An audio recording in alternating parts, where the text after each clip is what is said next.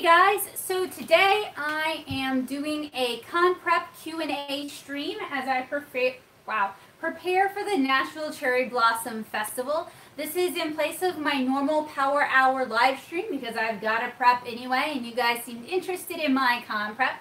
I am dressed extremely casually because I'm going to be doing a lot of work on the floor.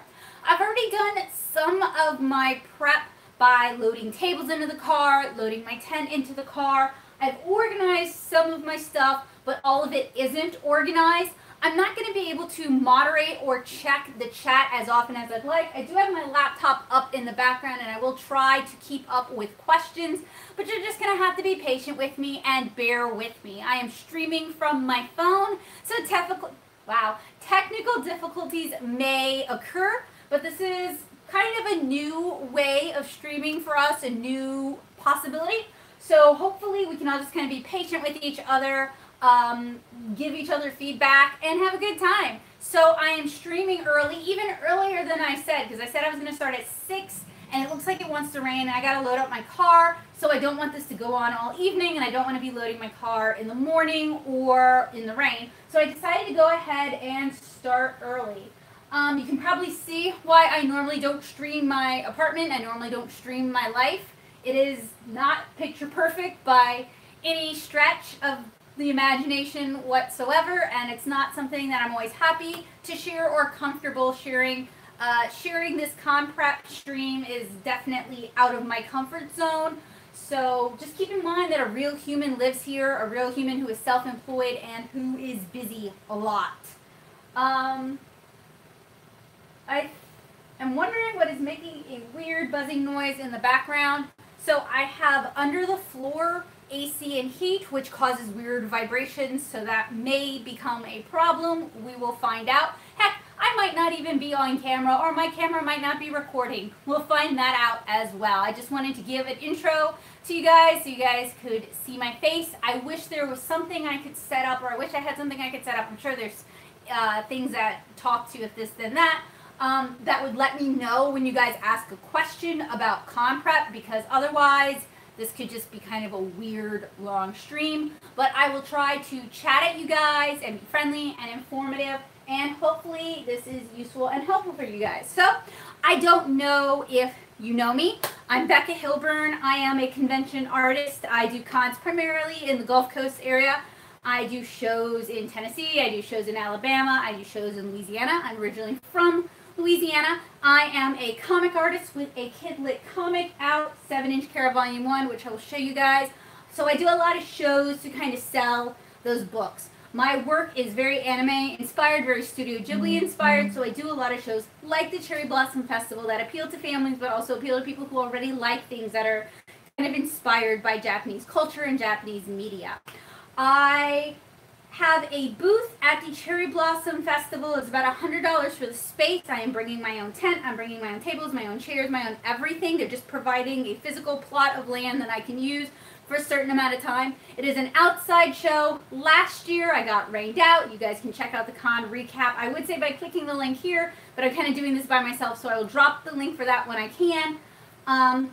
The year before, though, it was phenomenal. It's supposed to rain tomorrow, so we're going to see how things go. I do a lot of paper goods, as you guys can see, so I need to pack with rain in mind. So I think I'm just going to go ahead and get started and get checking on everything. I needed to get the stream going so that I'd actually have something to check.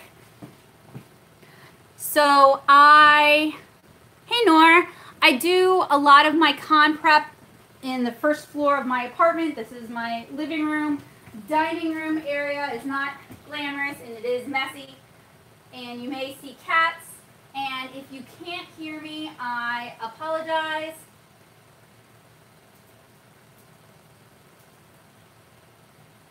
And I'm just kind of trying to get all my stuff figured out right now.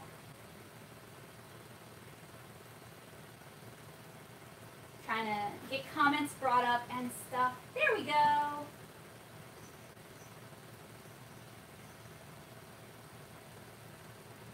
And give me, well, I want to pop out the chat. It doesn't look like it wants, there we go. Okay.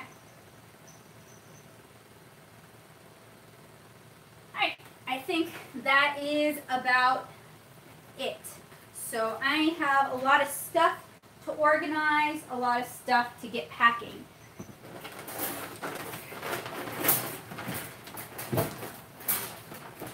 And you may see cats wandering around in the background. That's just my life. So I mentioned that I have a book out. This is 7-Inch Kara Volume 1. I've talked about this before, and I have found the best way to sell this book is to do shows and physically represent it. I'm also going to have copies of 1001 Nights Volume 3, which is one of the latest anthologies that I am published in. So those are going to get their own box.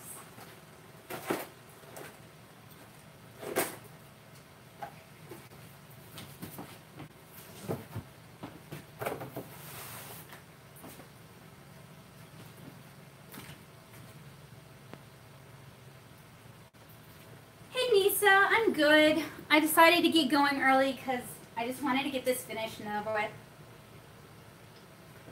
Especially because it looks like it wants to rain outside. I don't know how good the shots are, and you're probably going to see my butt a lot, which is a little weird for me and probably super weird for y'all. So these are some of the already bagged hand-painted charms that I'm going to have for sale. And I paint these with Posca markers and then I seal them, kind of like what I did with that diskette that you guys saw a couple streams ago.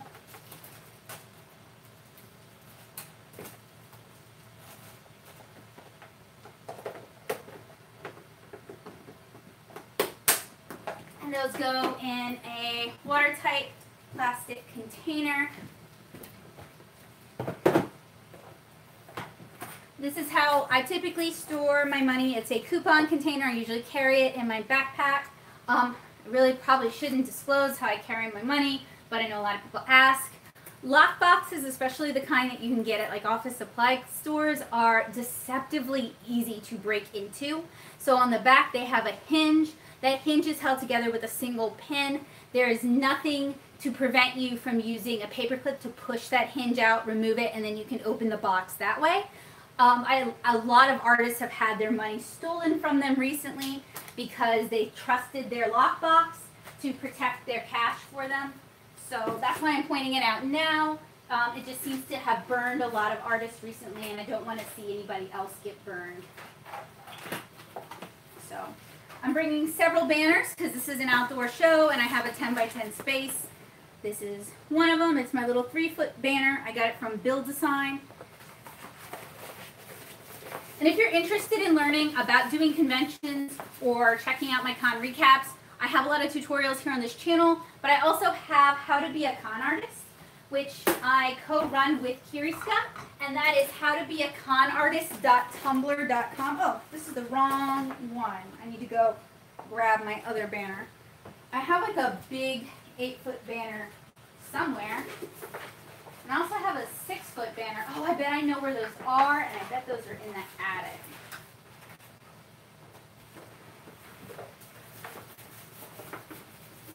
So I will put this aside, and I'll be right back.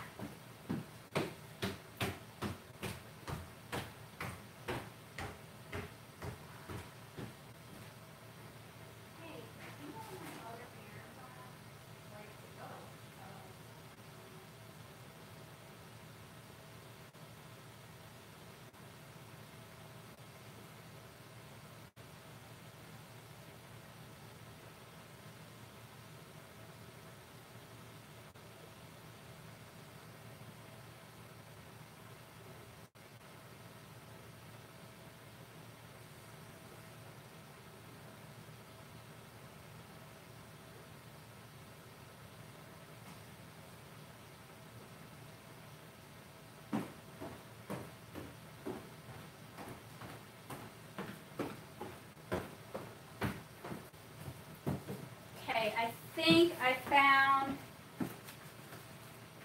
oh, hey, that would be an R. Yeah, all right, this is my big banner, which is useful for outdoor shows. So this is gonna go somewhere. And it's got ties on it so I can tie it to, like, y'all can't see me. It's got it's got ties on it so I can tie it to my tent.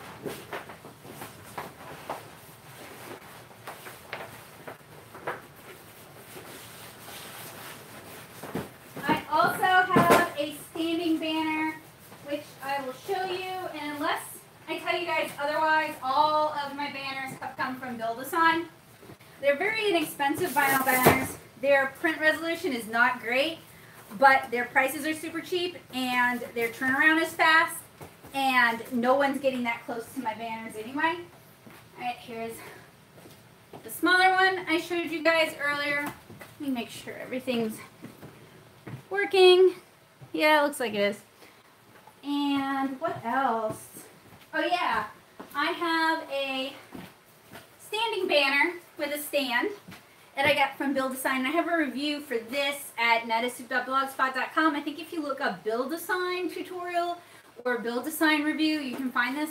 And I will show you guys this in the recap tomorrow. I'm not going to unpack this.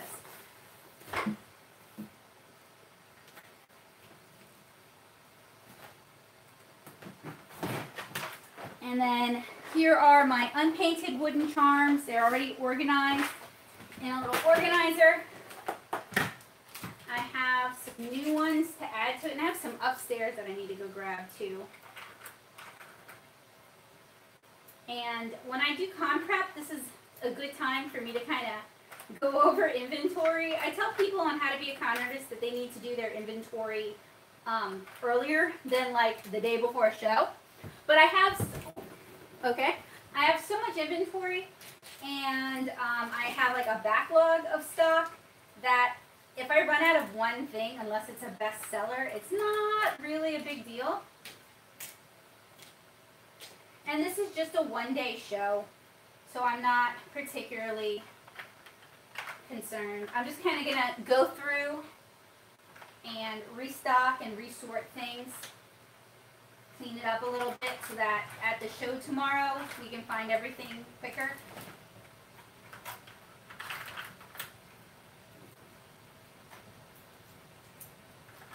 And these wooden charms were ordered, well, okay, I did the designs. I sent the vectors to a company called Pinocchio, which is a laser cutting company, and they cut the charms for me out of the materials that I specified. And I have a Pinocchio review over on the blog as well. So I actually prefer these to the acrylic charms. I think the acrylic charms are really cute, but these are less expensive for me to order, and they look like they stand out. Like a lot of people have the acrylic charms, very few people have the wood charms. I mean, they're becoming a little more common, but you know, for a long time nobody else had them.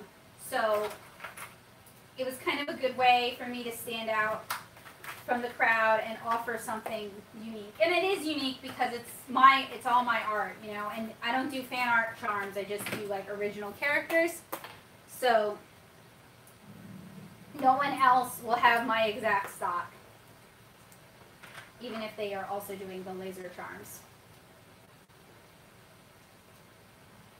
And I'm currently working with a friend. I'm hiring a friend to vectorize some line arts for me. So I'm hoping to have a new batch of charms for see, I gotta get rid of defective ones too.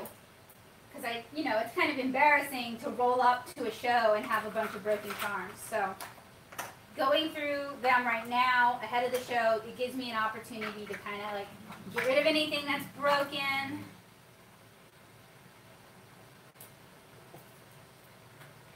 And that, I mean, it happens. Stock gets damaged.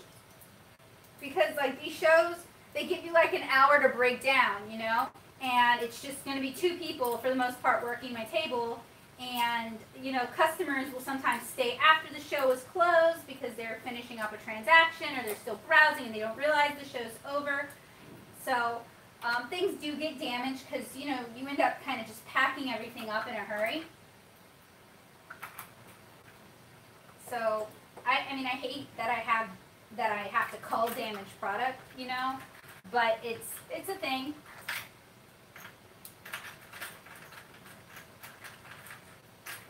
And I have all sorts of really cute designs, and it's all based on stuff that I like. I don't make products of things I don't like. So I've got like bobcats, and I've got like a sassy kitty, I've got dinosaurs, I've got raccoons with a cookie, because I thought that was really cute. I've got sloths and mermaids, witches, and cyclopses. So I have like a lot of really cute, unique stuff that's just all based on things that I like.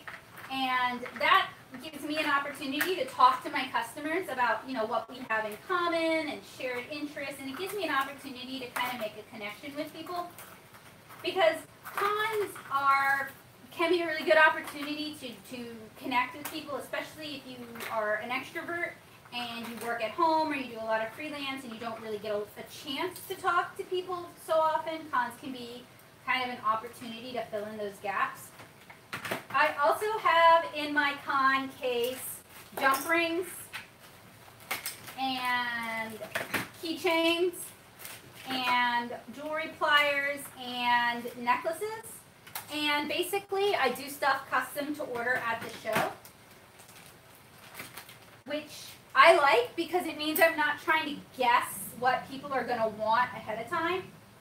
I mean, other than like what the stock that I'm actually offering.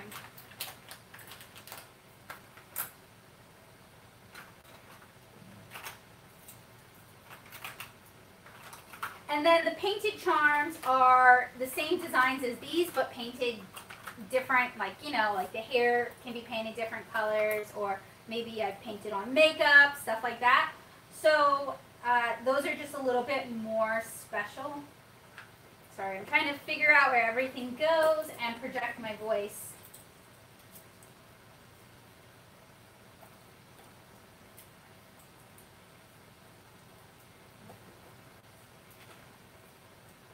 And after this stream is over, you're going to have to let me know how you liked it, if this is something you would like me to continue, or if it wasn't really enjoyable. But we'll wait till the end of the stream. I know this isn't for everybody's taste either. And once I finish sorting charms, I'll go check the chat and see if anybody's asked any questions. I also know, like, anytime I stream something, it takes me at least twice as long to do it. So I wanted to give myself plenty of time to get my work done, but also answer questions, because I know some of you guys are interested in doing shows, or you do shows. And I also know there's some frustration because there are people who are saying they can't get into shows anymore, and I've definitely noticed that for myself.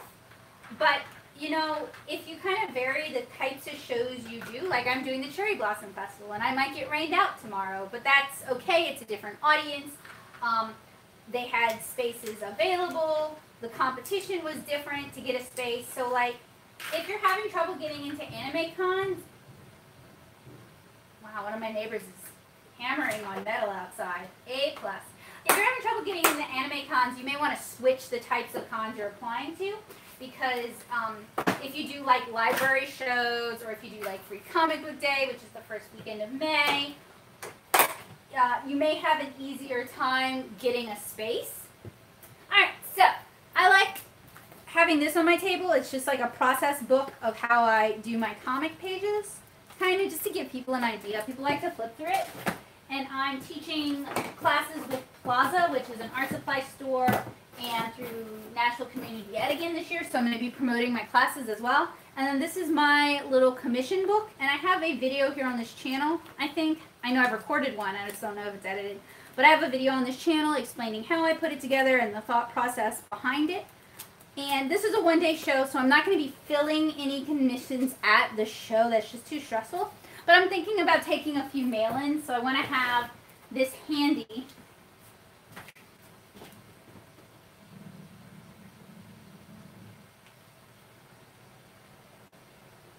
Oh, thank you so much, Kino Kitsune, for dropping links. I really appreciate it.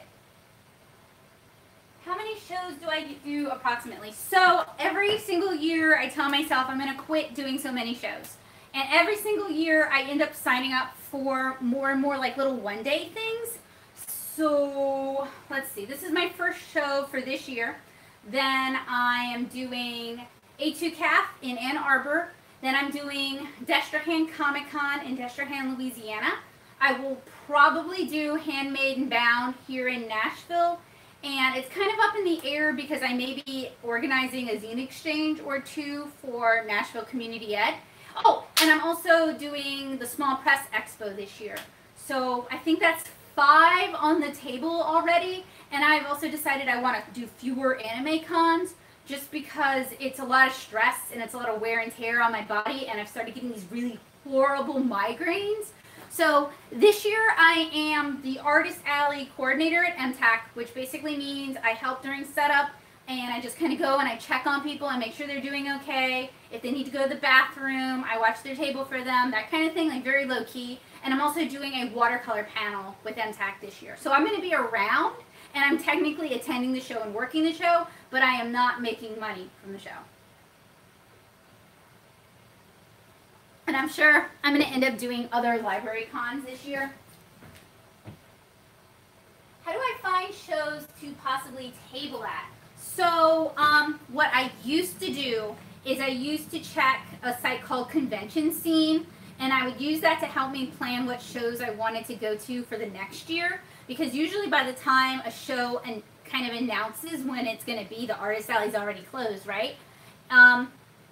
So I used to do that, and then I just kind of got into this holding pattern here in Nashville where I just always put in for MTAC, and I always put in for MechaCon, and I would put in for like the big indie shows, so like SPX and TCAF. I just did that every year, right? And some years I'd get in, and some years I wouldn't. Like I put in for SPX. I tabled in 2013, so I got a table in 2013. I put in every year since, and this is the first year I've gotten a table with them again. I also will regularly put in for shows like Cake and Mice. So basically what I do now is I see what people are talking about on Twitter, what shows they're enjoying, who is selling stuff similar to what I'm selling and how they do at those shows. And then I just kind of keep an eye out for when the Artist Alley opens. But I'm also moving away from doing a lot of the bigger shows because it's very expensive. It's a lot of travel. I often do lose money doing them. So instead I'm doing a lot of smaller library shows, and basically as soon as you find out it's going on, you email them and ask them about having a table. Or you email them and you ask them, are they looking for panels? Because a lot of these small library shows are willing to trade a free table for if you do a panel for them. So, like with Destrehan Comic Con, I actually have a good relationship with them because I'm from that area. I grew up in that area. I went to high school with one of the librarians. She and I were good friends. And then one of the other librarians, her son makes comics, so they are very interested in having comic people come. And I'm doing a bunch of classes for them, and then I'm getting a table, and I'm going to help a bunch of my kids, the students that I've taught, have a table, so that's going to be exciting. And then I'm also doing a workshop with them because I've lost my mind. Yeah, and you can also find out about conventions from Artist Alley Network International, which is a Facebook group. I hesitate to recommend them because they can be kind of dramaful. There can be, things get heated really quickly on there, but it's a good group to lurk to find out about shows and to find out about things. People, especially myself, post con recaps to how to be a con artist. So that can also be a good way to find out about shows. But just ask on Twitter, and I'll signal boost you because I know you, Nisa, and see what other people recommend. But what works for me, because I do a lot of stuff aimed at kids, and I do a lot of stuff directly for kids, or like nature-inspired things, like Ghibli kind of things, is I find that library cons do well because they're inexpensive to table at. I don't do too many of them that are not in my immediate area, so I'm not paying for the hotel and I'm not paying for travel, and it's usually a one-day thing, so I can bring my own food, and it just keeps it really low-key. And with library cons, I will usually sell, not make, sell $175 to $200 worth of stuff in like a 5-hour period. So it's kind of your mileage may vary. Jake Parker actually shared a con retrospective of his experiences with Emerald City Comic Con, and I found out that he was selling 9,000 at a show at one point. That's never been my reality. The most I've ever sold is 1,800 at MTAC 1 year. So like my ceiling is much lower than some other people's ceilings. I also don't sell fandom merch like keychains or charms, so I don't sell any higher end fandom merch, which would have a higher margin. If I'm selling that kind of merch, it's my own characters, and those are always a harder sell. Yeah, thank you. Thank you, Kino Kitsune, you're awesome. Joseph's not feeling well, so he is unable to join us for right now. I need to get back to packing. But keep the questions coming, too. So these are, I do sell prints, and I do have some fandom prints, but not a whole lot. I mostly just sell mini prints because bigger prints don't sell for me, like, at all. And then I have all this stock I can't move that I have to store. So I do 4x6 mini prints, and I get mine printed through Shutterfly. You can go through cat prints, especially if you don't mind cutting your own prints, like using a paper cutter to cut them. You can really save a lot of money printing them like that. I happen to be fine with Shutterfly's quality, and I usually wait until they have a deal on Slick Deals where it's like 99 for $1, something like that, and that's when I order my prints. And I have so many because I just keep taking advantage of those kind of deals. And I have them organized in a couple of different ways. So this is an Iris photo holder, and its TSA has ruined it, so it's been taped together a few times. It's getting pretty beat up. And it says 1A through 6F on it. And right now I have my mini prints sorted into labeled boxes. So this is great because sometimes my mom helps me with shows and she doesn't know any of these characters and she can't tell who's mine and who's, you know, from anime or whatever. So having it labeled like this and then with the series or fandom on it helps when I have someone come assist me, because I have a lot of Pokemon prints. And like if you say, oh, I want a Froakie print, she will give you a Charmander. She doesn't know. So some of them are little 4x4 square prints, which people seem to like.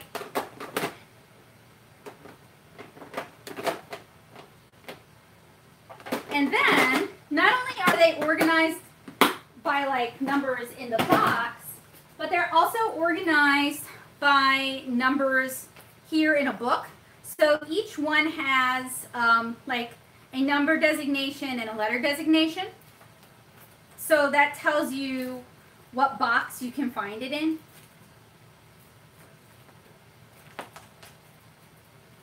So if you have a lot of prints of any kind, this can be really handy. And then somebody in How to Be a Con Artist asked about displaying larger prints or prints in a variety of sizes. And I actually recommended that they use their smallest prints in a book like this so it doesn't take up a lot of table space. And just put like a sticky note that's like available in like 11x17 or available in 8x10 as well. I only do the smaller ones though because the bigger ones don't sell for me. I'm going to move these out of the way. Move this out of the way.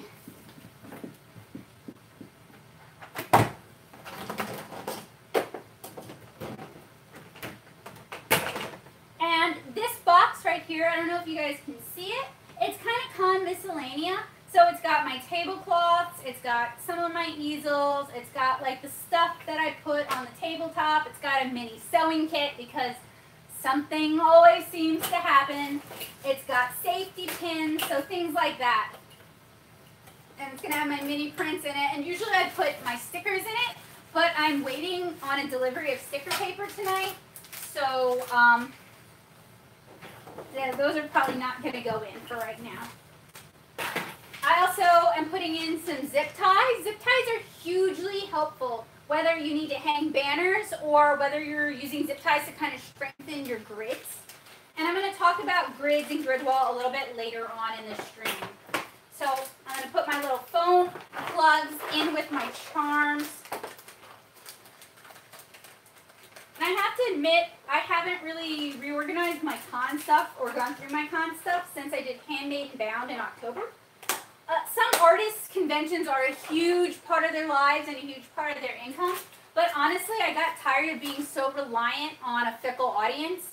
So I've been really working away from being reliant on cons as like a major source of my income. I think that's a pretty wise idea because a lot of shows are getting increasingly harder to get into. Like MPAC, they have 25 table spaces and they got 225 applications. So, you know, if you get rejected for a show, it's probably not personal. I mean, I won't say it's never personal because, like, if you're a jerk, people will, you know, especially if you're a jerk to, like, one of the organizers, it definitely gets remembered. So, like, just try to always be really nice, and if you don't get in, you know, be respectful and polite about it, and thank them for their time, because, like, it probably won't get you into that show, but it might get you onto the waiting list, or if they have a table that opens up last minute, they might think to call you because, you know, you were a mature, responsible adult in a world where many people cannot seem to get their behavior under control. So, like, just treat con staff with, like, respect because most of them are volunteers. And so this is my con sales book. It is leaking people's postcards and other important ephemera. And I record my sales in it, and then in the back I record commissions, so it's also a commission log.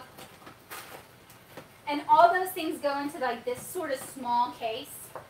It just kind of keeps it handy. I always put them in here, so I know they're always in here. I should have labeled this, because I don't remember what's in here anymore. I packed it last night.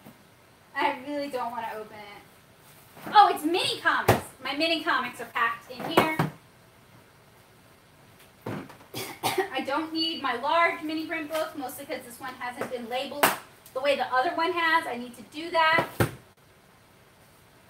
I have bags for my customers, especially if it's raining tomorrow.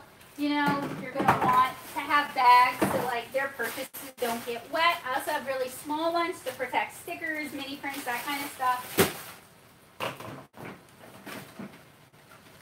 I have lights. I just got these from like the Dollar Tree a few years ago. They are AA powered. They're very cheap. And it just adds a little extra light, which can kind of guide the eye. I think I have a tutorial on using light to guide the eye from when I did the Firefly Artisan Fair. And even though that show did really poorly, I learned a lot. So, you know, even if you don't do well at a show, it can still be a valuable lesson. I'm so busy talking, my brain isn't registering everything I'm doing. So I'm looking for these S-hooks I have. And S-hooks are neat because, here, I already packed them. These are S-hooks. They're shaped like an S. I like them because I can put some of my art in frames and then hang those on the grid wall using the S-hooks. And it just makes it seem more like a little shop and a little more professional. Now, some of the people at this fair, they have spent a lot of money and they have really nice setups, but they make more money than I do and they have more assistants than I do. So, you know, it's okay to work with what you've got and work within your means. I buy a lot of stuff from the Dollar Tree, like these little clip-on book lights. And it's just kind of a great way to pad out your table, maybe make your table look a little bit more professional or feel a little more like a shop. I have a lot of the Dollar Tree lights. And if you're brand new to doing cons, I really recommend you hit up your local Dollar Tree a few times because there's going to be a lot of really easy, cheap con essentials there. And I have a few blog posts actually about doing that. But when you're setting up a con table, one of the things I cannot recommend to you guys enough is get stuff up and off the table. Use like tiered sort of displays. Use spinner racks, which I have in the car packed up. Use easels. Use grid wall. Basically invite your customers to pick things up and look at them, because the more you can get people to handle your products, the more likely they are to buy.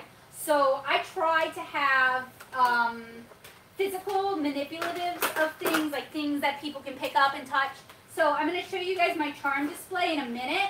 It is not very touch inviting, so what I will also do is I'll put some of those charms out on the table so that people can like see them for themselves. They can feel how nice and made they are. I'm a really tactile person. When I shop, I like picking things up, and if I don't feel comfortable picking something up, I probably am not going to buy it from you. So I really try to like do that for my customers as well. Even more, I have so many lights. These are from Amazon. So like this here, okay? This is like a plate stand. I got it from Dollar Tree. You can put minis in this. You can put like a display plaque. Okay, so this thing here, I know it's kind of ugly. It's like a wooden plaque from Michael's that I spray painted silver and I put nails in, and I use it to hang charms, and you can just like display it like this, right? And it's fine. And the more shows you do, you can invest more money, or you can just leave your setup as is if it works for you. You know, there's no point in spending all your profits. So this is my charm display. I have it wrapped in just saran wrap just to protect it. And it's just got an example of every charm I would currently sell, with some like green glitter paper behind it to make it pop out. So like this is obviously not designed for people to remove things from. So I like keeping a few examples of my charms on the table so people can pick them up and see them. I also have, for my mini prints, I like to hang, so these are scrapbook, like 12-inch by 12-inch scrapbook photo inserts, right? You can get them on Amazon, you can get them at Walmart, you can get them like everywhere. And I just put my mini prints in them, and then I use magnets to magnet them onto my grid wall.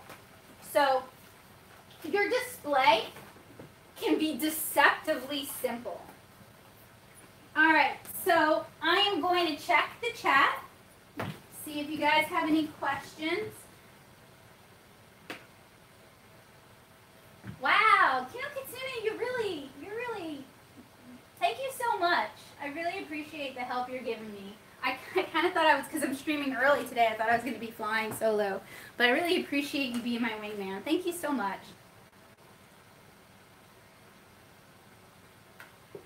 Chugging that coffee, y'all. Let's make sure everything's still running. Looks like it. Good.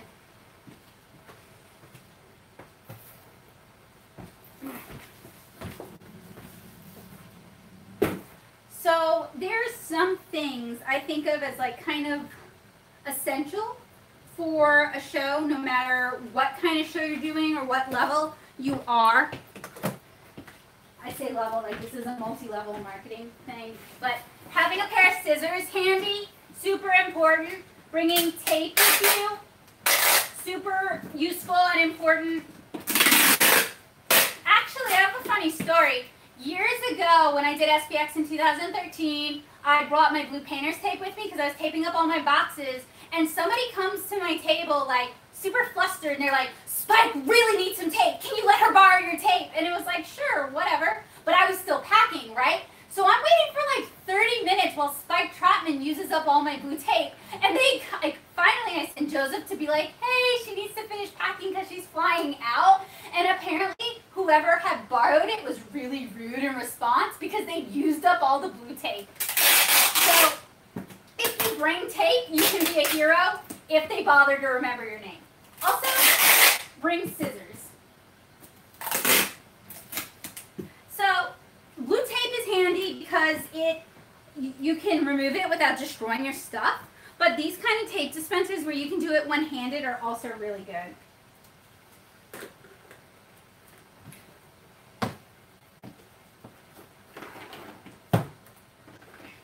I don't think she even said thank you. I think she just took it for granted that someone would have tape for her. I don't know. Cons make everybody kind of lose their minds a little bit.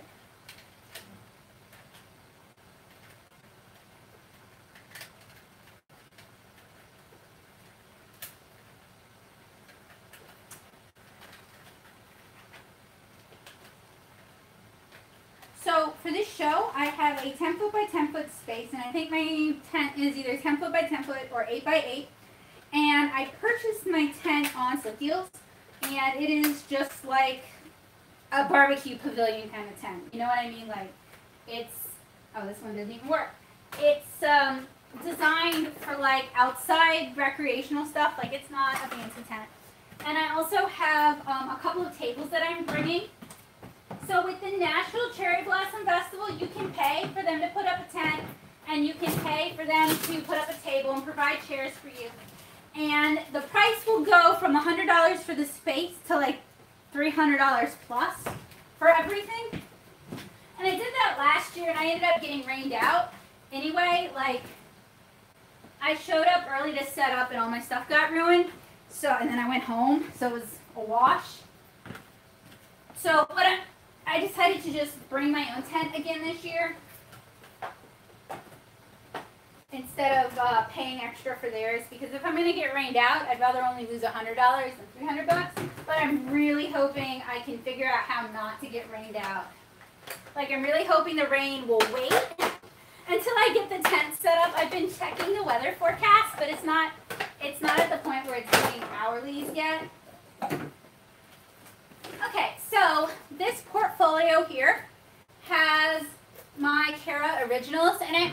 And I find this portfolio really helpful because people, A, don't believe that I painted Kara. They like to think Joseph did it. They'll believe that, but they won't believe that I painted Kara, even though I'm the one drawing at the table.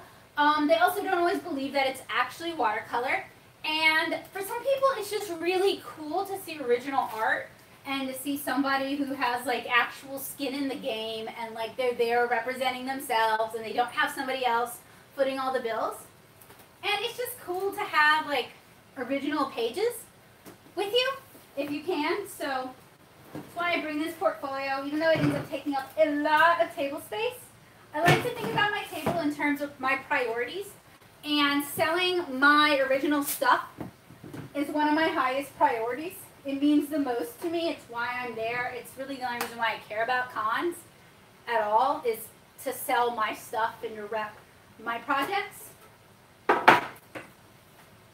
And then I also have originals that I like to sell.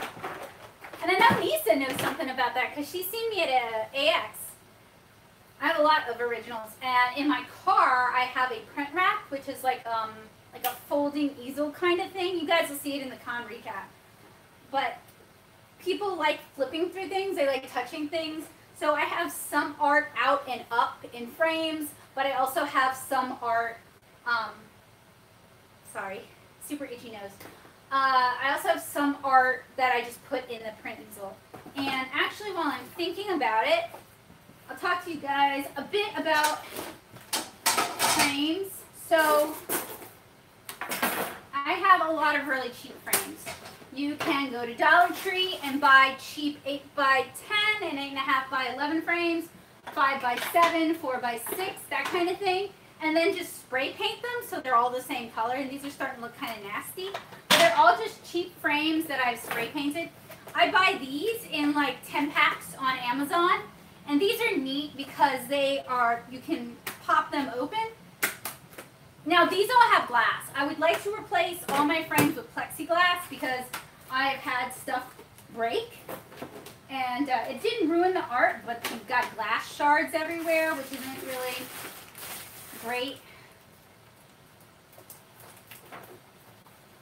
I would also say for a one-day show like this, you should try to keep it simple. Like, I'm already overcomplicating things. So I have some of my original mini watercolors, and what these are all about is they're little 8x8 watercolors, usually fandom things, and I sell them for fairly inexpensive. So this one's $25, and it gives people an opportunity to own their first piece of original art, their first original watercolor, their first original marker piece, something like that. So it's a good kind of entry point for people to own their own art. Because I would like to see normal people with original art in their homes that means something to them and it's customized for them. It's something they want. So doing the fandom ones is kind of like a nice entry point to kind of get people started with that. And I kind of rotate my fandoms. It's never stuff that I don't care about or I don't like or that I'm not willing to talk about. So while I'm not like the biggest Pokemon person, there's definitely people who are way more into Pokemon than I am. I really, really like the evolutions. I think they're all like the cutest things in the world. And I also like Froakie and some of the other like amphibian and reptile based. Okay, so this one's open. These are upside down. These are definitely sided. You want to line your image up with this because this is where we're going to hang the S hook. So I'm just going to flip it over. This frame is on its way out anyway. And what I did with this is just gold wrapping paper that was cut to fit in the frame. So I don't have to mat these pieces. Now when I sell these, I'm not selling the frame. They're getting the art. But they could go and buy a nicer frame for very little money at Dollar Tree or Walmart or Target. So it's not really about the frame so much as it is about getting them to think about, oh, I could have this in my home. I like this. I could have this out on display. So I frame a few of them just to kind of get people thinking in that direction.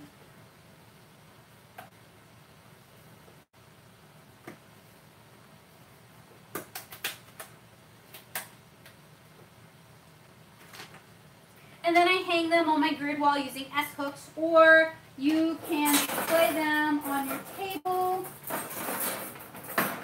Sorry about this. Using a plate stand like this. I think I got this in an 8-pack on Amazon, very cheap. I'm actually working on an Amazon shopping list of con stuff. So if you want to start doing cons and you just have like no idea where to buy things or what to buy, keep an eye out for that list. It's not finished yet, so I don't have it right now, but I'll probably put it in the description for this video.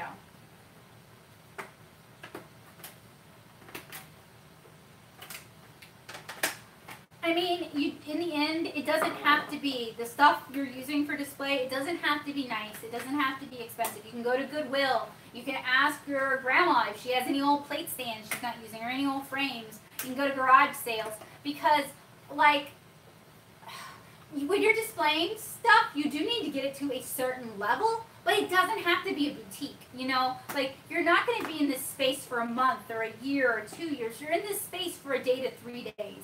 Sometimes you're in this space for, like, an afternoon. So it's okay to be more modest.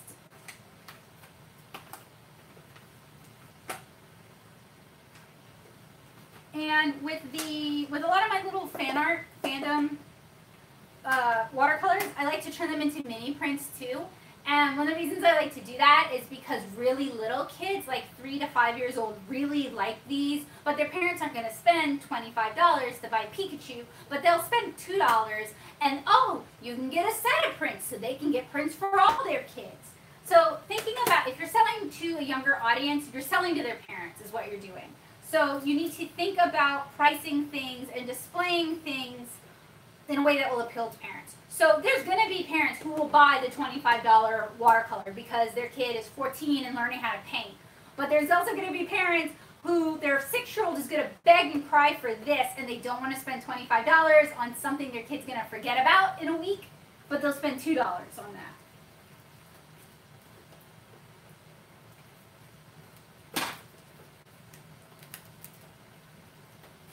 Should I frame, oh, I have an Isabella too.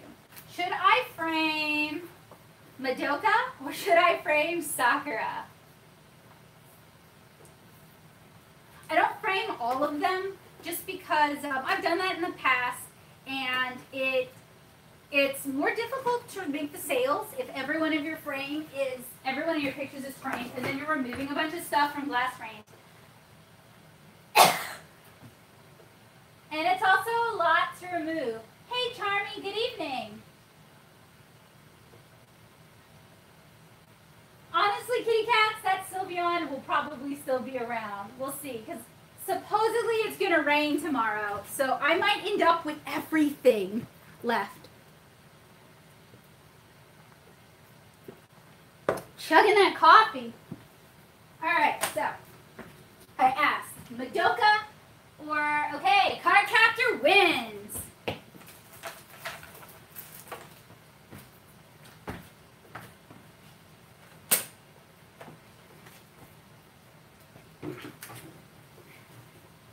And these are part of my setup too. It's the Cherry Blossom Festival.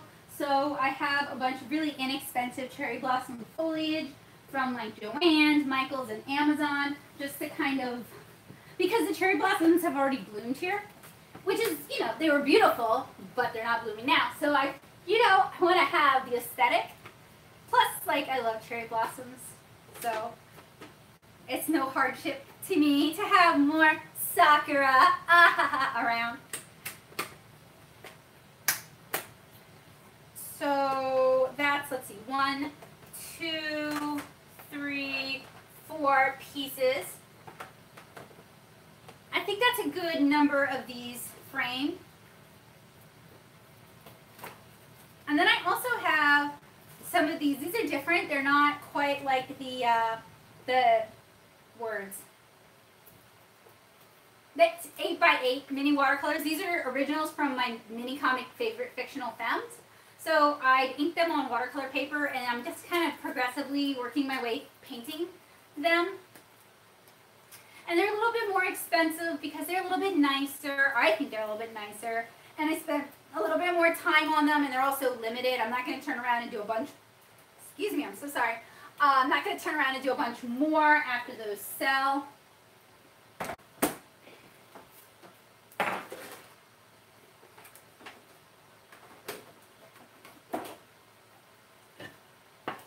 Oh yeah, actually, I could just show you. So I also have more of the originals in like this portfolio here.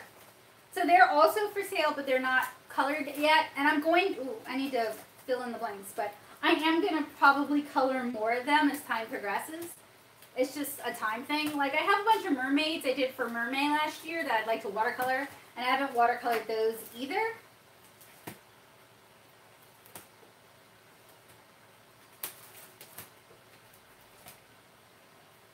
And that's it. So I usually have this out on the table too.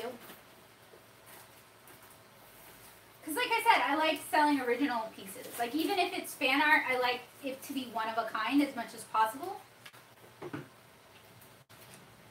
And that's because, like, I feel like if I were selling prints, my work does not fit what people are usually looking for. Like, my style is anime-ish, but not full anime, and I'm not going to just replicate the show unless I'm doing like a parody kind of thing. And, you know, you're not going to find every single thing you're a fan of at my table. Like, I don't compete with the print artists, and I don't have any desire to compete with the print artists, because I want, when you come to my table and you buy something from me, I really want it to be a special experience. Like, I want us to have, even if it's just for a minute, like a connection, I want you to feel like I valued your time and I treat you with respect, and like I am really excited and happy to see you, because I am. And I want you to feel like what you got from my table was something worthwhile that you couldn't go pick up at the same table, like, or at another table 2 tables down. Like, I really don't want it to come down to like, you know, well, that table over there has a My Hero Academia print that looks just like yours, even though we both did our own. You know what I mean? Like, I would rather just focus on selling stuff I like and I care about, and I sell the kind of stuff that I would want to buy.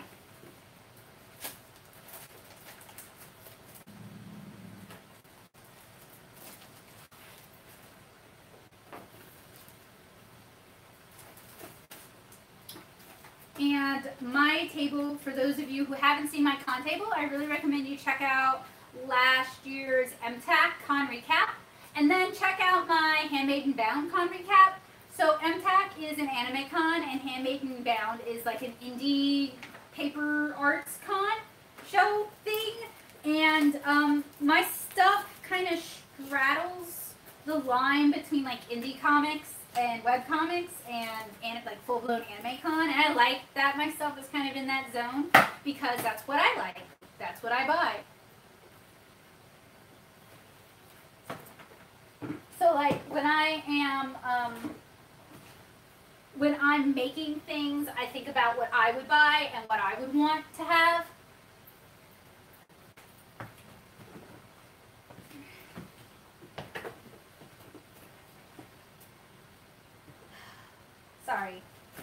made a mistake putting this green box in here. Like I said, I'm kind of switching up how I do my my con packing. Because last year, even stuff that was like packed away, but because it was in a soft-sided rolly suitcase, it all got soaked. And I had to like clean my suitcase out after because it smelled like a wet dog. So I'm just kind of trying to pack in a way that is like, these are really annoying. I haven't packed them yet because they're going to go somewhere and I'm not sure where. But they keep hitting my head and they're super annoying. Anyway, words. Words are a thing.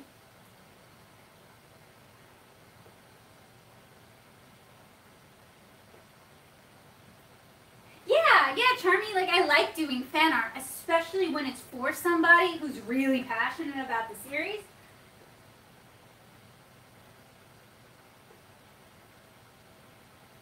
Tomo just allows Sakura to take the spotlight because she loves her so much.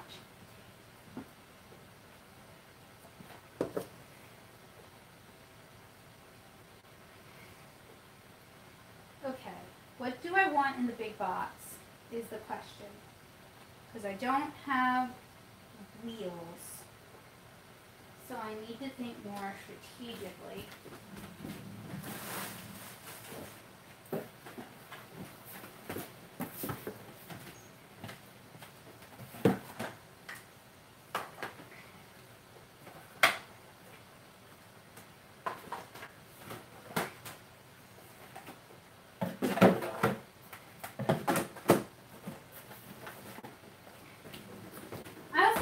Package things up in individual boxes. I don't know, it makes me feel more professional. It also protects them a little bit better, having them like nice and tightly packed instead of like loose and floating around and getting all banged up.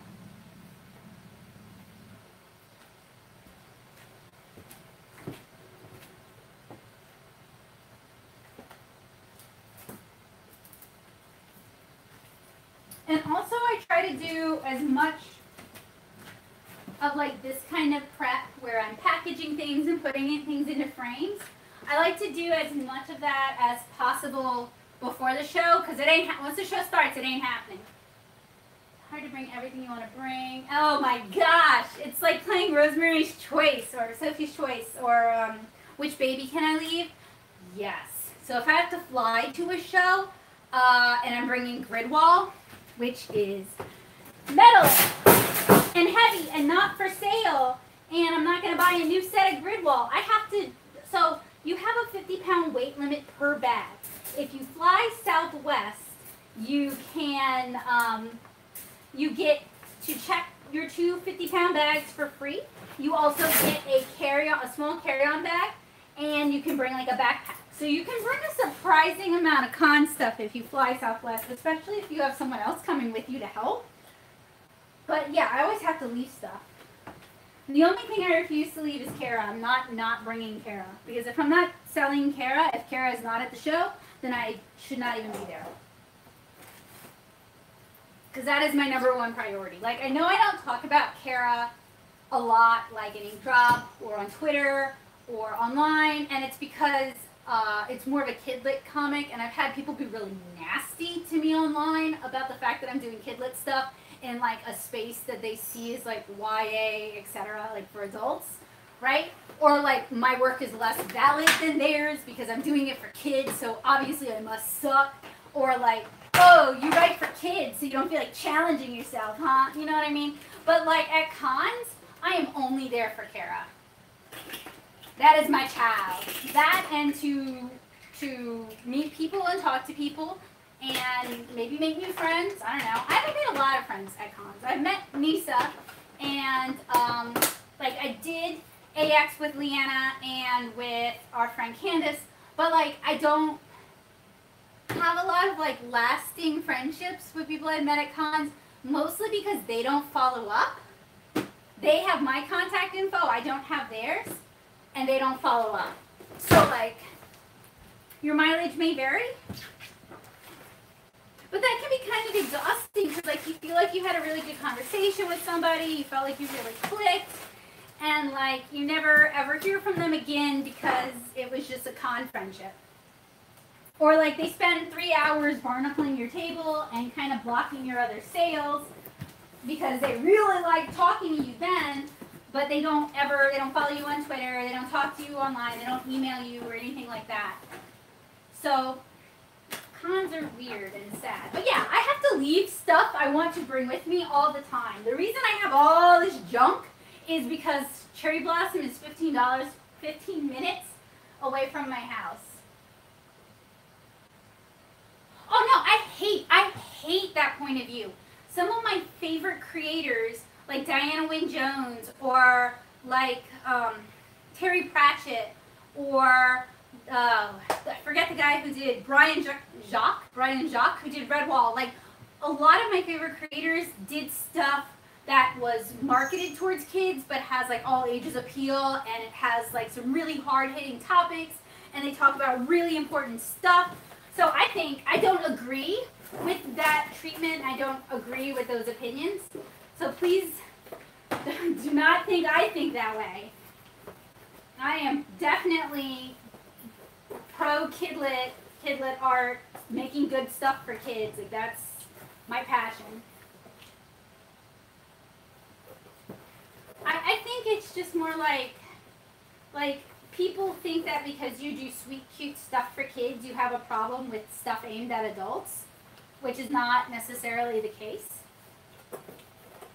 Well, and you know what? Like, people, when they behave that way, it's often their own insecurities coming out too. But it doesn't mean I'm comfortable sharing or talking about my stuff with them. That's like the kind of people who want to do like deep dive world building, being snobbish to people who just want to focus on the characters. Like, both are valid. So at Cherry Blossom, I'm looking to kind of liquidate a lot of my stock. So I have like all these cute handmade things that are like buttons and pins and ribbons, things like that. And so what I'm going to do is I'm going to do a sale bin where I think they can pick any 5 items for $20 or any 4 items for $15, something like that. And that way I can just, you know, like clear out some of the stock that I have that isn't necessarily moving as much. So I'm just kind of condensing. I have a lot of these really cute little ribbons and bows, and they're in different designs, and they have different things on them, but they don't sell as well as they used to, so it's time to liquidate and let go and maybe make some extra money.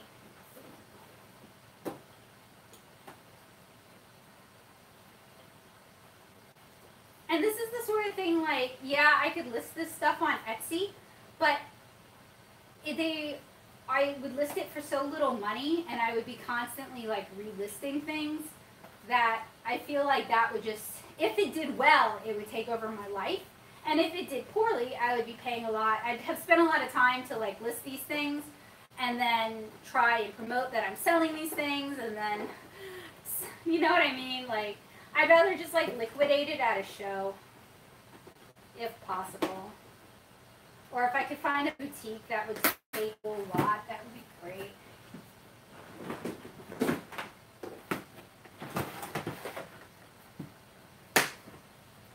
And then I have like, oh, some of these I cannot sell. They're falling apart, so I need to get rid of that. But I was going to do it in like a what you see is what you get kind of thing.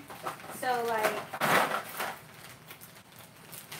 sorry, I am going through stock as I talk. So these are like kawaii rings. I don't know if you guys can see. They're like cutesy rings and hair bows, things like that. And they're cute, but like they don't sell as well as they used to. I'm a big fan of having like small, cheap things on the table that also appeals to kids, so that like while mom or while dad or whoever is conducting the transaction, there's something for the kid to enjoy. But I'm not doing as many anime shows this year, and this kind of stuff doesn't really work well at like library cons because it takes the focus away from my book. So it's time to say goodbye. Also, like, a lot of indie cons kind of frown at selling this kind of stuff, which is just like, whatever. Like, I get that it's not a book, and like, you wouldn't want a table of just this stuff, but if the artist has a couple of these and other things, is it a big deal? I don't know. I guess then it becomes like a point you have to argue. I also have these zipper bags that I got from Arts Cow years ago, and I have tutorials on doing Arts Cow, but like, they've changed and their prices are not nearly as good as they used to be, and their sales aren't as good, so I don't do Arts Cow stuff anymore. So I'm going to try and liquidate some of these as well. And during the con recap, I'm probably going to do like a table tour. If there's anything you want to buy, let me know. I might still have it.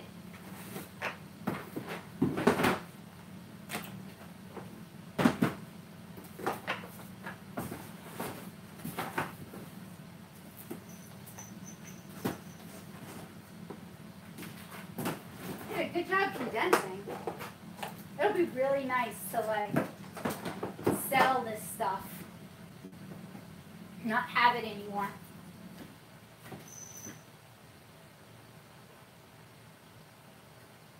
Hey, Tanner. Honestly, I don't know, because I've been kind of in a mental hole getting this stuff done, so I haven't really been checking things. I'm so sorry. I think I got one message from her asking if I needed any help, and as you can kind of see, most of this is just stuff I have to do myself. I'm sorry, I'm not trying to be rude. I just was like, I'll get this done and then I'll reply, and then it dragged on way longer. So I'm sorry, but I've only gotten that one message from her.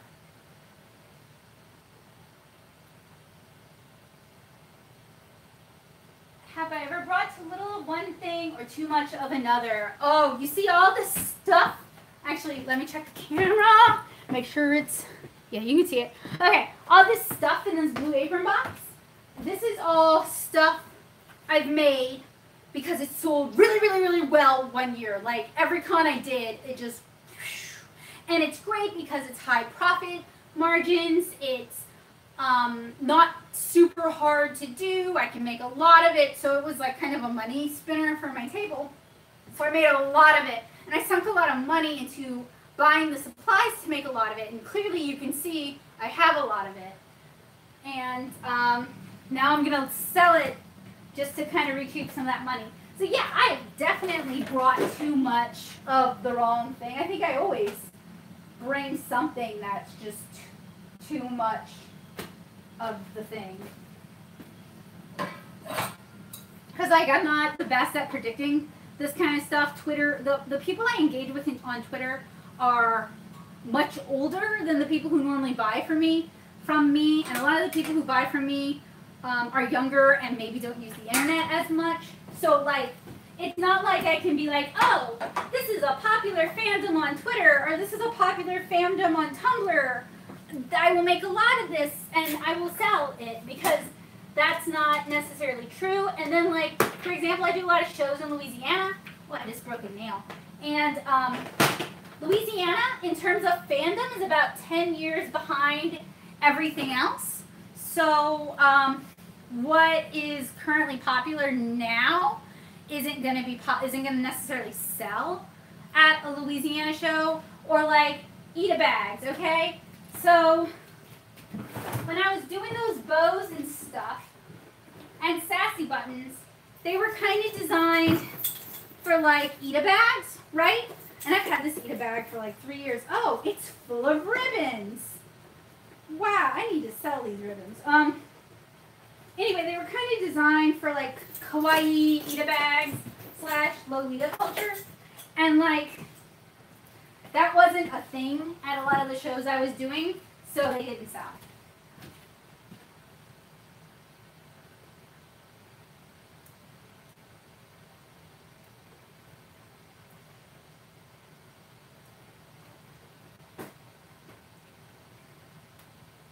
Sorry, I'm trying to like off that nail. And I'm doing it off camera because it's gross.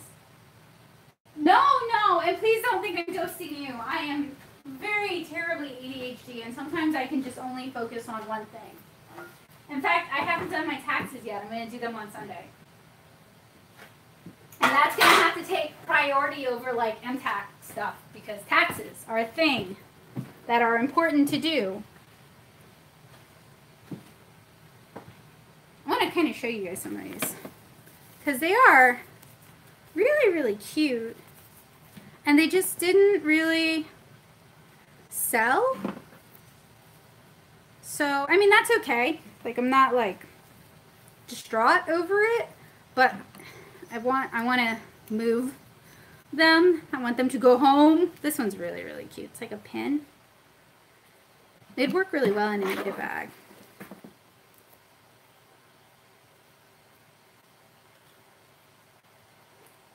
And it also depends on like the audience of the show you're doing. So I used to do GMX when GMX was a thing, and that's Geek Media Expo here in Nashville. And it is, it was very much not for, I won't say the organizers did it this way, but like the audience was very male.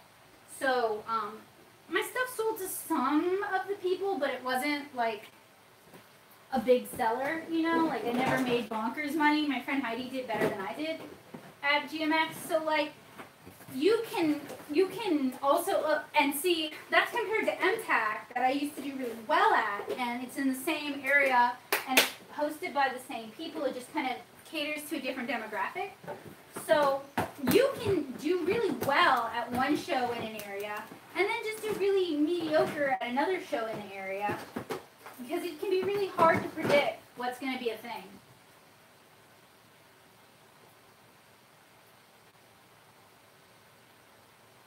So, me and taxes is an interesting conversation. I am self-employed, and I do a lot of piecemeal work. So, cons are a source of income that I have to file. I have a little bit of money invested away, so I am reliant on MetLife sending me that information in a timely fashion. And then I teach.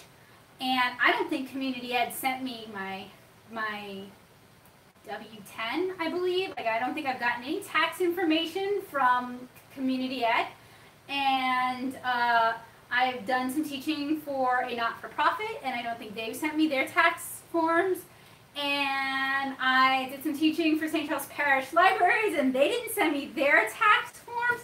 So what I'm basically going to do is I'm just going to disclose that as income, and I'm going to make a note on TurboTax that, oh, it came from this source. And if the IRS wants to come after this poor woman who has no money, they can do that, and we'll just sit down and hash it out together on their dime.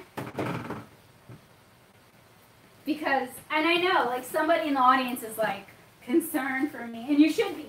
But, like, I'm not really certain what I can do if the people I work for don't provide me with tax information other than disclose my earnings to the IRS via me filing for taxes. So I would love to get that stuff done super early, but I'm busy waiting on people to send me their stuff.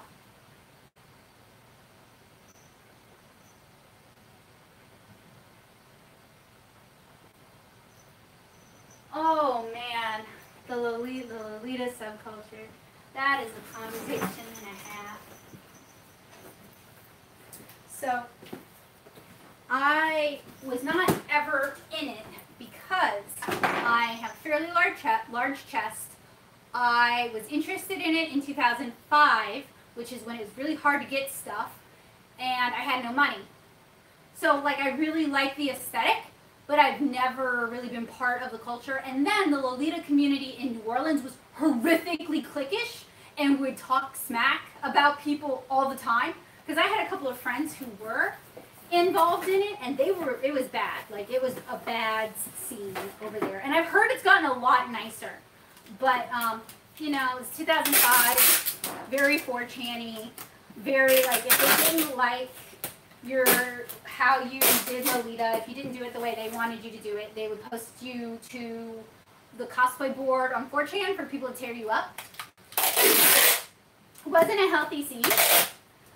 I still like the aesthetic. There's lots of people who like the aesthetic. It seems like it's kind of become more acceptable to like pastel colors without having to identify as a type of Lolita. So I don't really try to sell to Lolitas themselves because my prices are not very grand.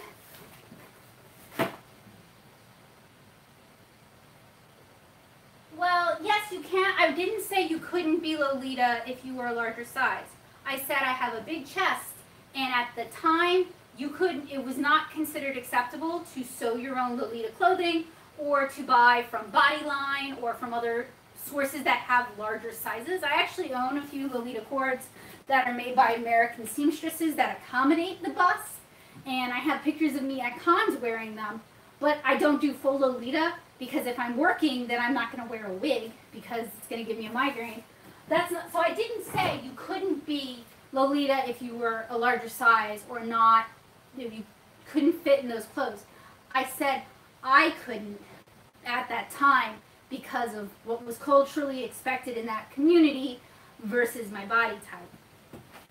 I just want to make that really clear that I'm not saying other people cannot. I was saying I could not. And I'm 33. I don't really want to dress in Lolita these days, you know? Like, I like elegant maiden kind of aesthetics, but like sweet Lolita would look ridiculous on me, I think. I've worn sweet Lolita and I think I look ridiculous in it. So, you know, it's all about finding like what works for you and what your tastes are. I'm not trying to dictate anybody else's. I'm just saying, like, my experiences.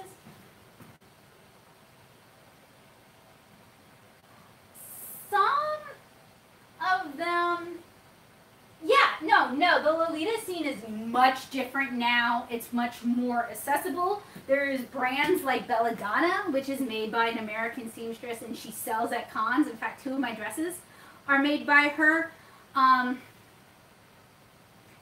There's more of an emphasis on, like, you can make your own clothes, you can make your own accessories, you can buy wigs from your preferred source.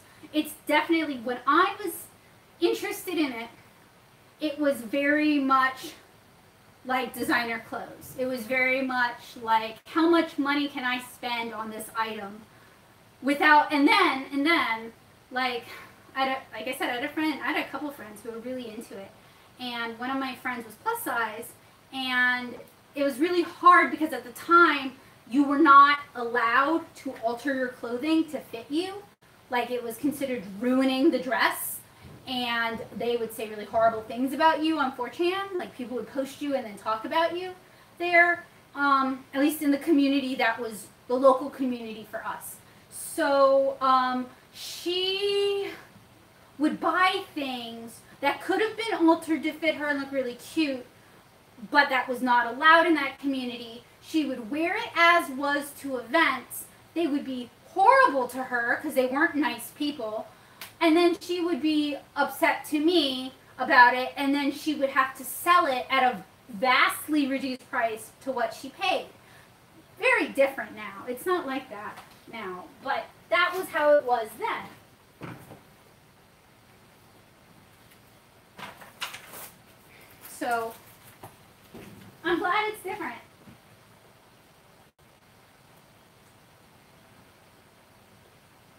Yeah, no, I know what you mean. I actually have, I hope I can still fit into it. I've kind of gone up a dress size, but I have a Belladonna dress that's like a white JSK that I like to wear without an undershirt because it's like a jumper. And it has like an overrobe that's really cute, and I like wearing it with cowboy boots because I have like these teal cowboy boots that look really cute with it. Tanner and Allie have seen me in it. So these, I've had so many people be really nasty about it. Like, it's cute, and you know it's cute.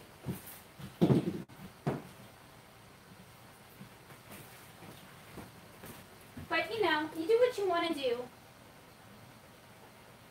And And you wear what you want to wear, and you wear it how you want to wear it because it's clothing, and you need to make yourself happy.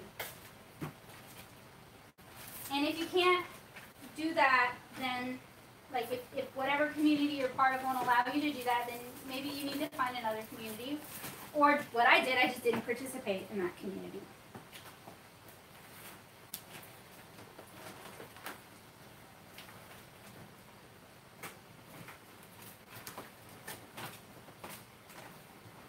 And like, there's some really cute stuff.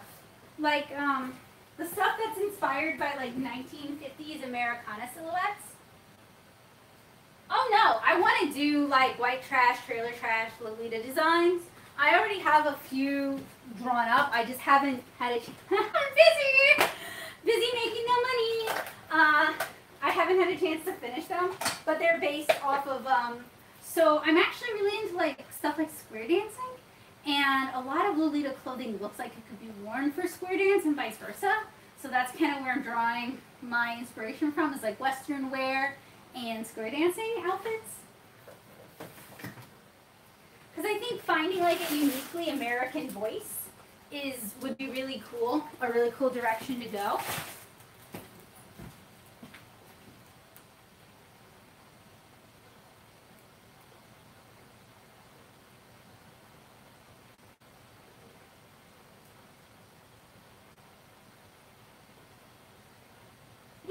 Yeah. Well, also now, like, there's enough older people who have stuck around, who remember those days and don't want to see that proliferate, that you'll be able to find people who will have your back and be supportive of you. I mean, anime culture in 2005 was really weird and exclusionist. I can't speak for guys, but for girls I think it was, because everything was so expensive. And for it to be legit, it had to be imported. And I don't know, it's a weird bad time. It's a bad look, that's all I can say. Not about Lolita in general, I just mean like 2005 female anime culture was often a bad look. Like cosplay was really, just people were really nasty, but yet it wasn't as professional as you'd think it would be. So like, I don't know why they were so nasty, because it's not like they really had any room to talk.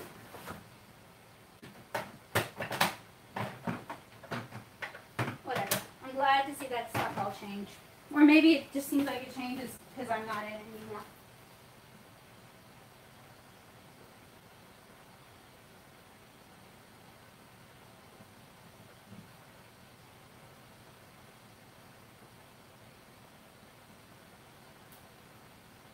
Yes, yeah, people do. Oh, give me a sec.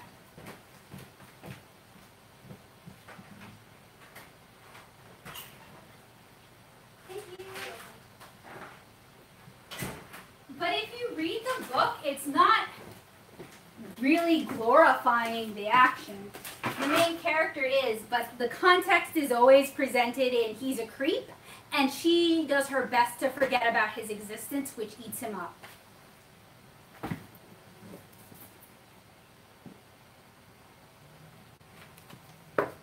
And the whole point of dressing in Lolita fashion is more of like a reclamation of what you find to be beautiful, feminine, and appealing, and not dressing to please or entice men. I did. Thank you so much, Tyra. I got it today. I haven't gone all the way through it yet, just because I've been doing con pre-prep.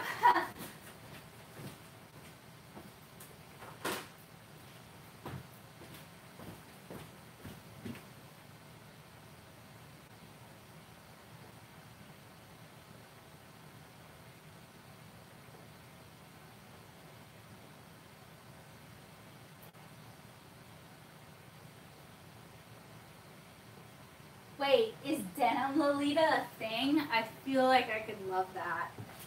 That sounds amazing. Okay, this is going to be a heavy one. I need to be marking these. I'm so distracted in talking about like a million things that I need to be marking my boxes. Because like I'm going to get to Cherry Blossom and not even be able to tell you what's what.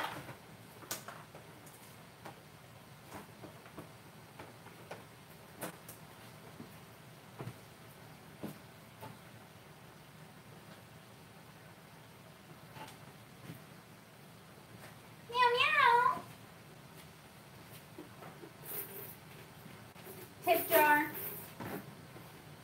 Ugh, heavy box. I'm gonna forget something. Like, my head is not in the game. I'm too busy talking and checking the chat.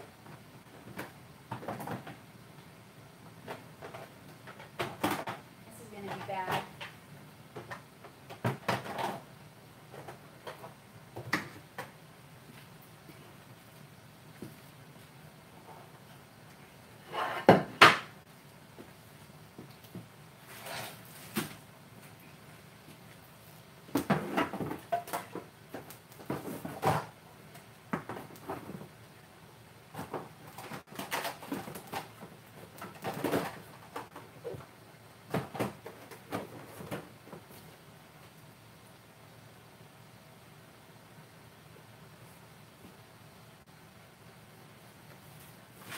I think this package is my sticker paper.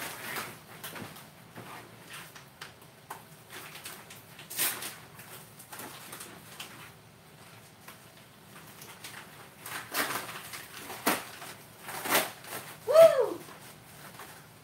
Oh, they sent a bonus of some sort. Oh, I know what this is. Okay.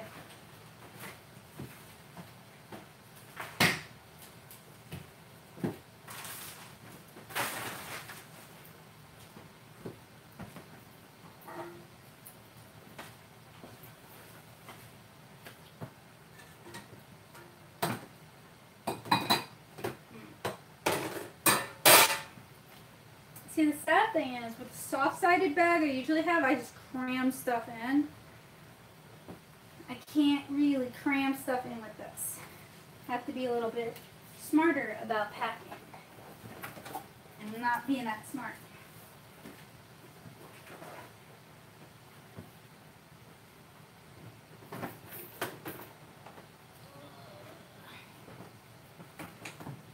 I don't want to do that. That damages those fans.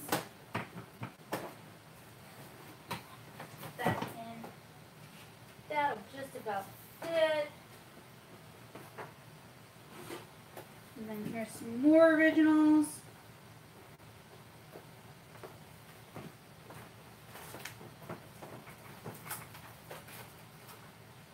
Oh, I don't even have all my lights on. It's getting dark outside.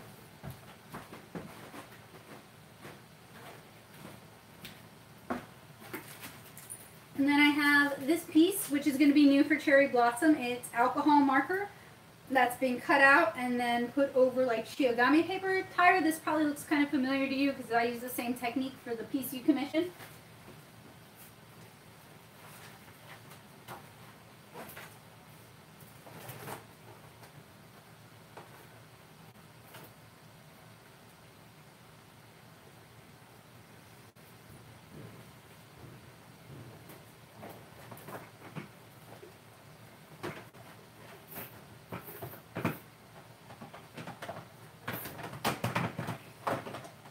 Be fun to pack because you guys see I'm kind of like struggling to get everything in. That means it's going to be a nightmare to repack it.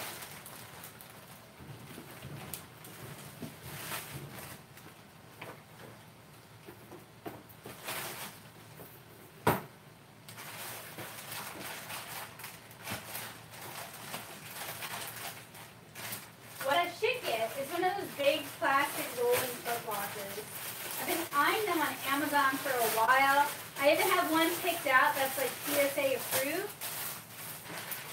I just haven't committed because it's like 200 bucks and it's kind of like, ooh, do I want to spend 200 bucks? The answer is no. You don't. You don't want to spend 200 bucks. Okay, I think this is about as full as this box is going to get. Hope Joseph can pick it up tomorrow. It's looking heavy. Let's see if I can pick it up. Yeah, I can.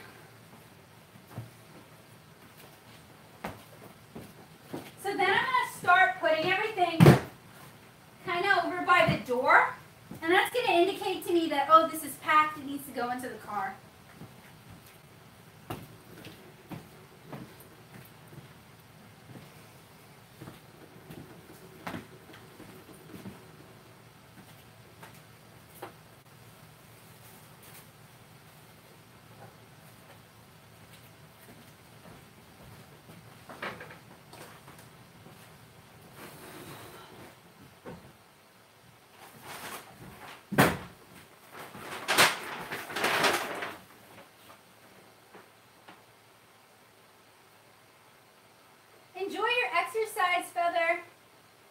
evening, Nancy.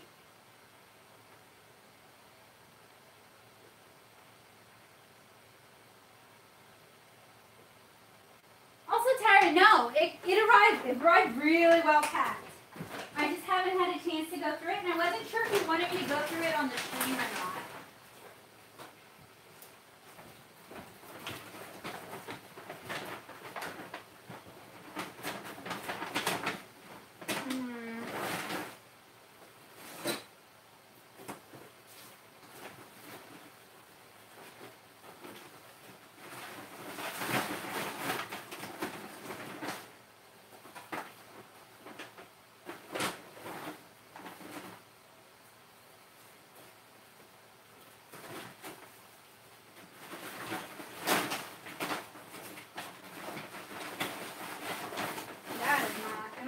That, and it's shedding cherry blossoms.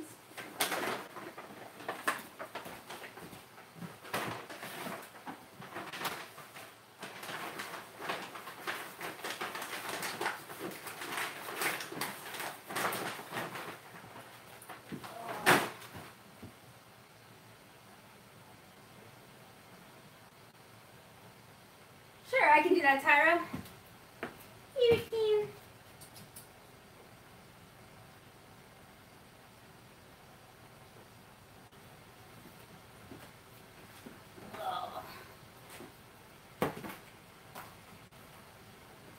So this ribbon and that pair of scissors, these are going to be really useful because I've got stuff that I basically need to tie up and attach to my tent. And these are a little bit cuter than zip ties. I do have zip ties too.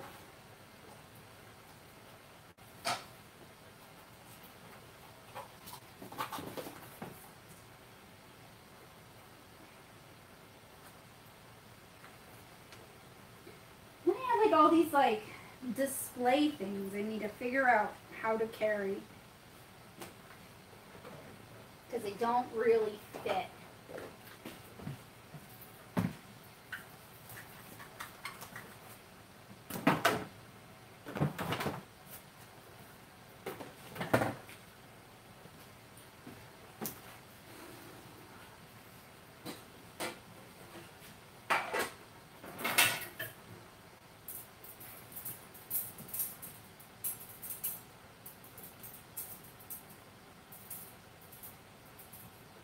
Where did my tape go?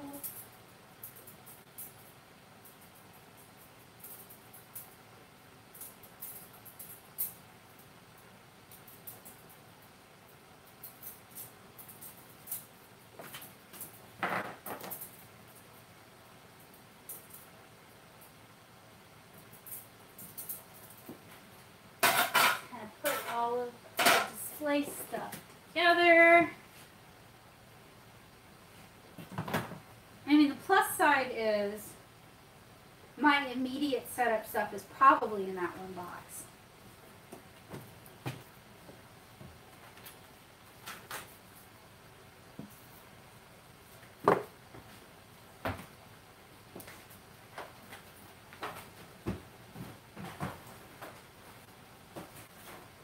Okay.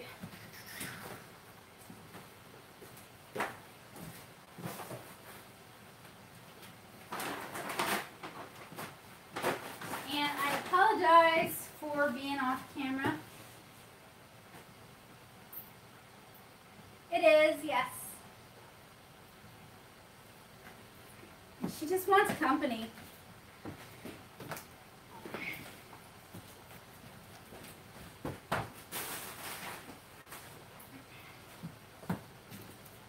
Tell me I didn't pack the tape. I will be kind of mad at myself if I packed the tape.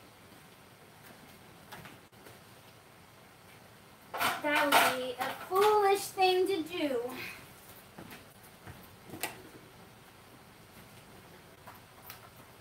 Oh, hey. This is kind of what that dress looks like. So it's got like the really frilly underdress, and then it's got like an over robe, and then those are the cowboy boots. And I am not wearing it tomorrow because it gets really hot.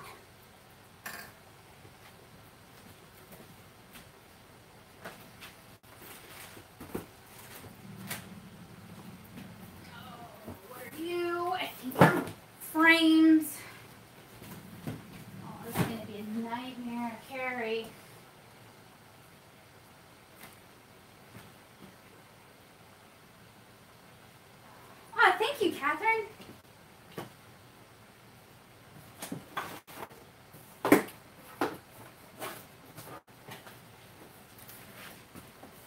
I'm going to have to get another box for these sort of spare odds and ends.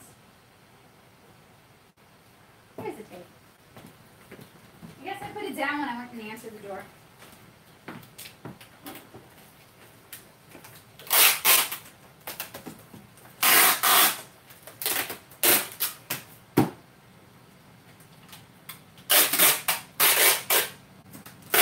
I need to remember to bring some blue tape because this tape's going to get all ripped up.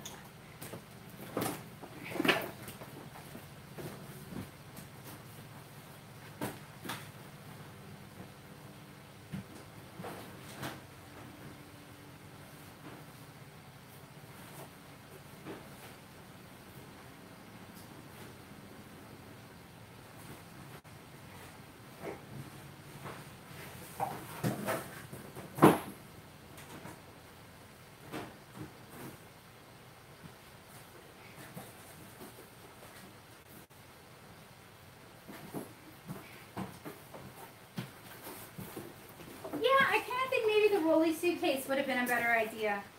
The rolly suitcase and one plastic box. Because, like, this is going to be a bunch of back and forth trips. And then if it rains, that's going to be a disaster.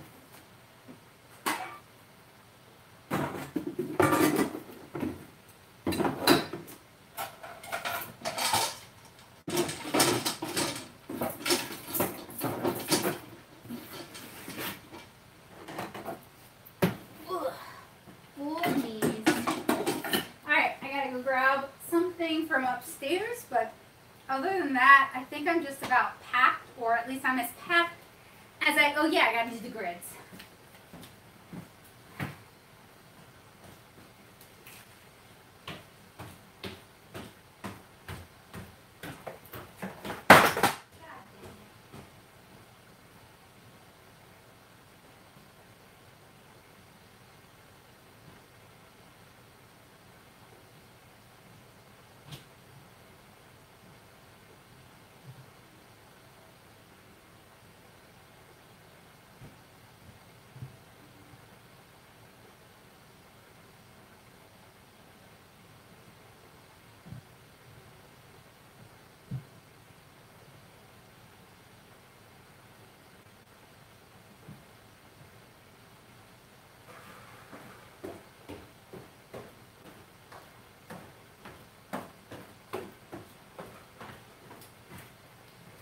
And then for those sale goods, I've got this tiered thing here and a tier. It's for candy, but it has like all these little divots for small, cute things.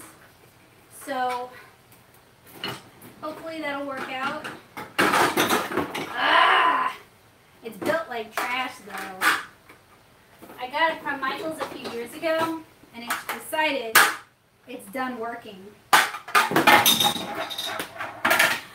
Oh, maybe that's my sign that I should also be done working. What do y'all think?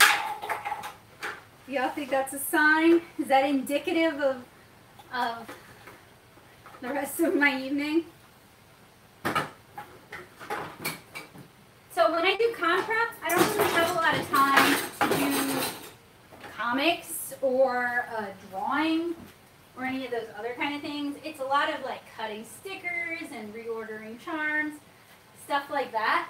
So like, if you're thinking about con life as like a big part of your life and you're a comic artist, just keep in mind that the more cons you do, the harder it's gonna be to be a comic artist, basically. If you're not gonna have that kind of time.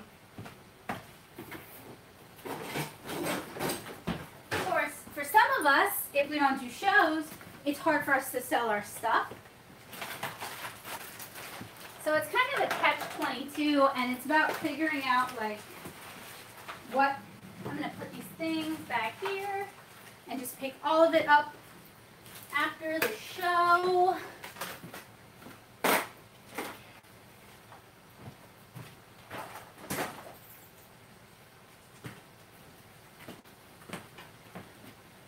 Whew. I need to remember to grab a, words. Words are a thing. Okay. So, now I'm doing my grid wall stuff. Now move this so you guys can see it, and there's a couple things I want to do with my grid walls.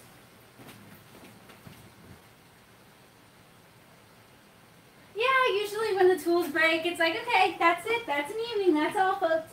Anyway, if you're not familiar with grid walls, they are the gridded shelving that you typically see in dorms rooms or dorm rooms or children's rooms, that kind of thing, like really not expensive, modular, designed to be broken down. This is what a lot of con artists, convention artists use. I got mine through Amazon. Target has them when it's back to school time. Bed Bath & Beyond has them sporadically. You might find them at Goodwill. Whatever. I've had 2 sets,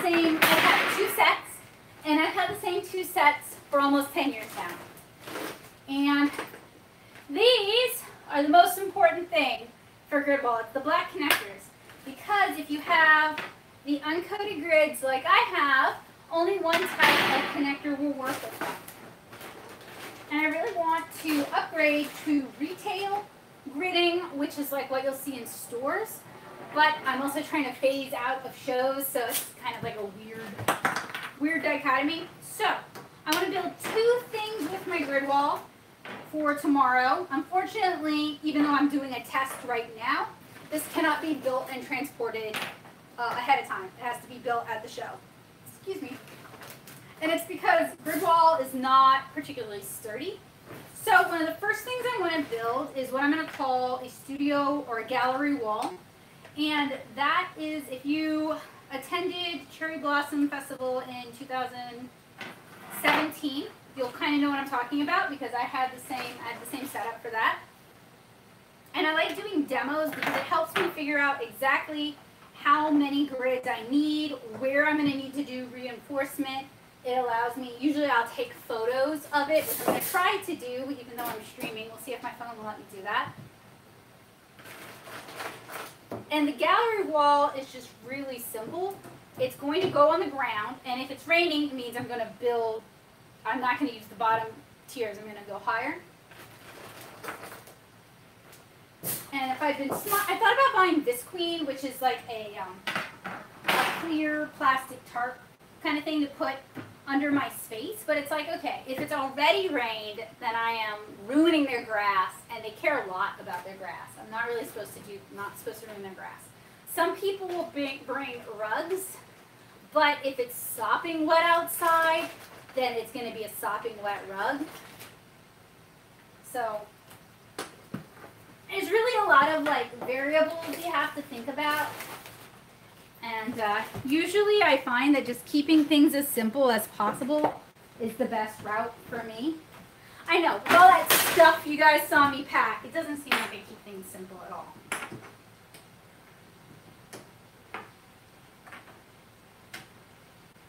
I'm really hoping, with all my chatting on, I'm not going to forget something. Those of you who watch my Life with ADHD series know I'm very ADHD, and 2019 my ADHD has gotten a lot worse to the point where I am really strongly reconsidering medication, which is something I have personally fought against for years, because I didn't really like how it affected me or worked on me years ago. But it's getting to the point where like I just really need some help. Like I can't really do it this way anymore.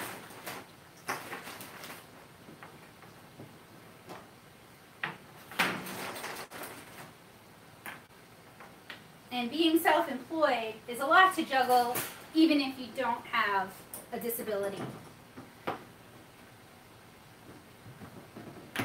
So I'm really, really hoping I don't forget anything. But, I mean, I could have canceled the stream, I know that. But, like, I've been really working on, like, every week we do it. People know when they expect it. They know to expect it. Like, I really have been working on trying to build up that audience and being dependable. So, like, just canceling the stream every time I have a show, I don't know. Like, it doesn't really seem like I'm building up towards anything doing it that way. Now, also what I'll normally do is I'll do a sketch of how I want my table to look. But I've done cherry blossom a few times, so I kind of already know what my table will look like. And I will also make a list of like everything I want to bring.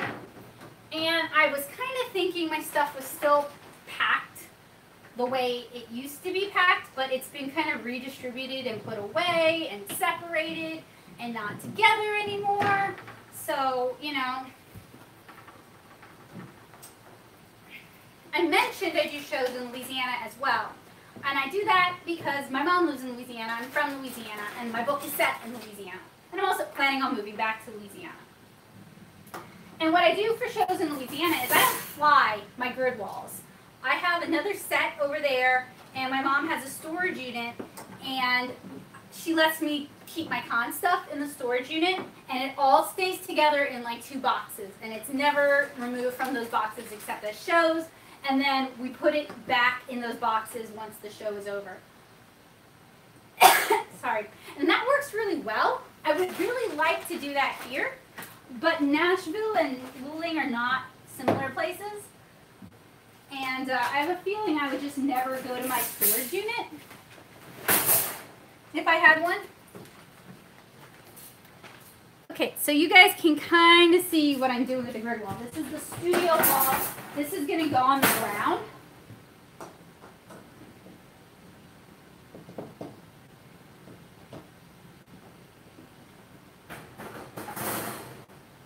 And I'm going to build it 4 or 5 high. So it's 4 wide. I think I did 5 wide the last time, but the wind kept catching it. So let's go 4 wide and maybe 5 high. And when I build this tomorrow at the show, I have all these things I can use to kind of reinforce it for structural support. And if you have a Daiso in your area, you are super duper lucky because Daiso sells accessories for this, and they sell their own grid wall too. You can get so much con, just like, you know, like handy things to have for shows, like notepads and signboards and like little shelves and cute display things at Daiso. I'm really envious of you guys who have them. Oh, it doesn't want to click today. I'm mostly just doing it like this here, so I can kind of, A, to show you guys in case you are new to this concept, and B, so I can kind of figure out how I'm going to do it. Oh, man.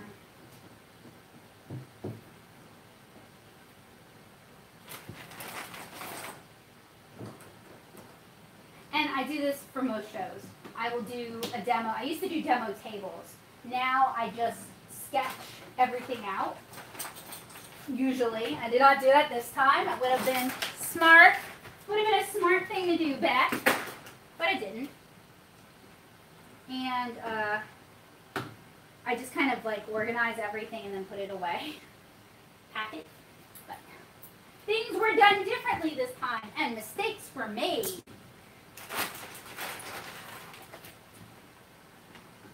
And if you're new to cons, I really recommend you do a demo table, just so that you can kind of get a feel for what you want your table to look like and where everything's going to go. And also really it helps calm your nerves.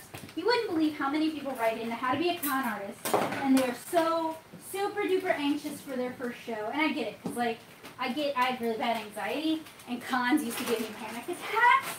They don't so much anymore, but they used to. So I do get it, but like doing things like making lists, double checking things, having all your information printed out and highlighted, doing a con setup ahead of time. All of those things help calm you because they're giving you experience on how the situation's going to go down. They're giving you an opportunity to problem comfort of your own home. So you're not on the con floor trying to solve your problems last minute.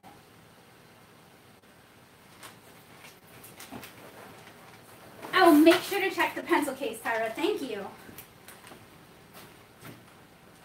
It's so cute. Like I already kind of saw a glimpse of what it is. It is so cute.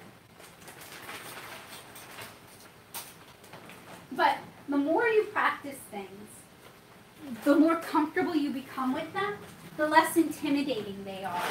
So like if you wanted to start doing cons, another way you could kind of get comfortable with it is work as somebody's assistant. There are plenty of artists who could use an assistant for the day, who are even willing to pay for an assistant for the day. They'll buy your bag, or maybe they'll pay for your food. And it's a really good way to kind of see how tabling works, see how other artists solve problems, and just get like a feel for it before you dive in.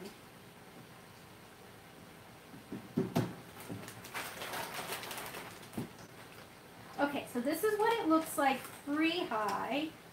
I could do 3 high and just do these 2 rows if it's wet. So you don't really want to put anything at the bottom if it's raining.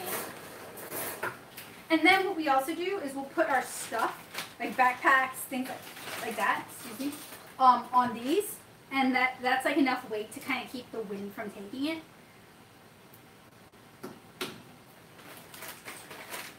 Speaking of, I need to remember to bring weights because we're not allowed to use stakes to stake down the tents. And it's supposed to rain tomorrow, so it wouldn't surprise me if it was windy. So we need to remember to grab weights.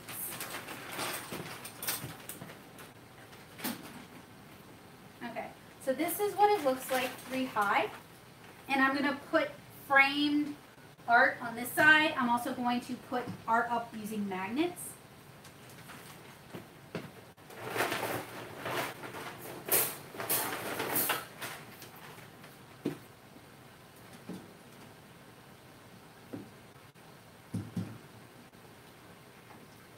So I think 3 is good. Okay, so this is going to go on one of the sides of my table. And you guys will see that tomorrow. Now, I want to build a couple of, I'm going to move this. And it'll probably break on me because this doesn't, once it's up, it doesn't really want to be moved. I usually need someone else to. And I already broke at the bottom, but it didn't catastrophically fail. So, this is good. And like I said, I have things to kind of reinforce this. So now I'm going to do, I have a 6-foot table. That's my main table.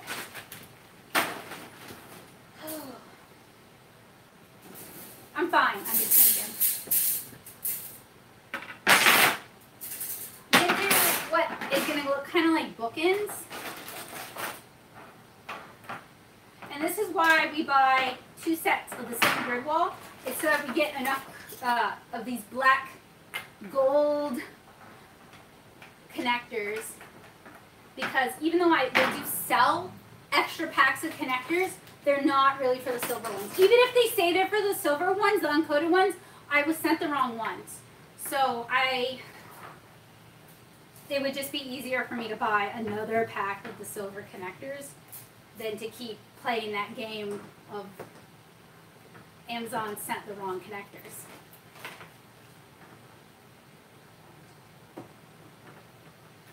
And these are great because I can display my mini prints on them in those holders that you guys saw earlier in the video. I can display original art. I can use them to display signs. They are on top of the table, so they add some dimension to the table, which I talked about way earlier in the stream, how it's important to have things at different levels.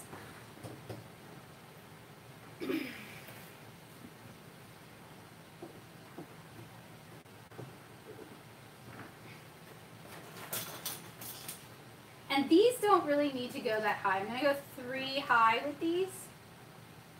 So my table is like 4 feet off the ground. So if you go 3 high, these are a little bit over, they're 15 inches tall. So that's going to be like 6 feet. That's plenty high.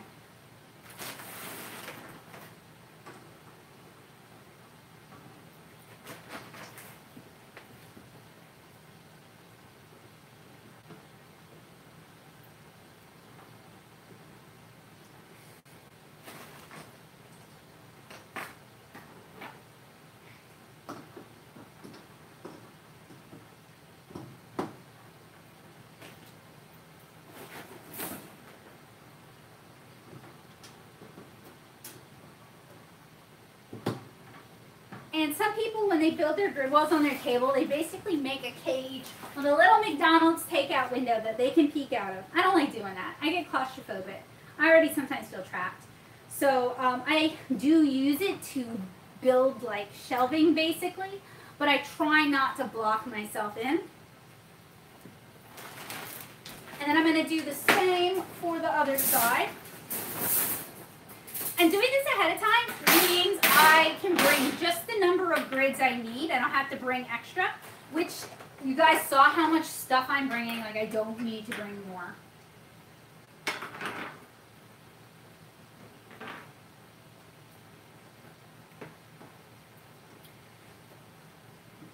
I really wish I'd made a checklist, because then, and normally I would recommend you make a checklist. I actually have checklists for like basic checklists for people. It's like a Google form, and I can share it. It's like a Google Sheets thing. I can share it with you guys. I should have done that, because then even if I'm talking and my brain isn't registering what I'm doing, I can still check off things.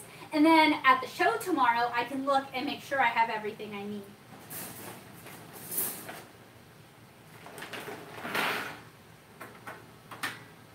And really, I'm not afraid that I didn't bring enough merchandise. I'm afraid I didn't bring enough things to display said merchandise.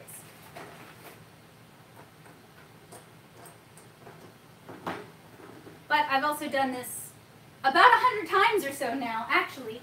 So I'm kind of hoping my muscle memory is carrying me through. I mean, I've done this with migraines. I've done this sick as a dog. I've done this running a fever. I've done several cons back to back to back where I thought I'd lost my mind. So, like, right? I can do this from muscle memory, right? Ah! Nah, it's fine. If I mess up, my house is 15 minutes away.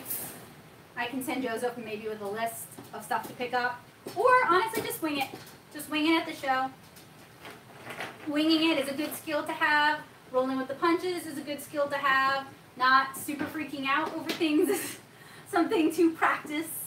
And as somebody who is really working on our anxiety, you know, putting myself in those situations and then just living with the consequences has been really good for, like, showing me that it's not going to be the end of the world. So it's fine. It's all good. I packed the magnets. That's really important. Hey, Az! I'm talking to you from my cage.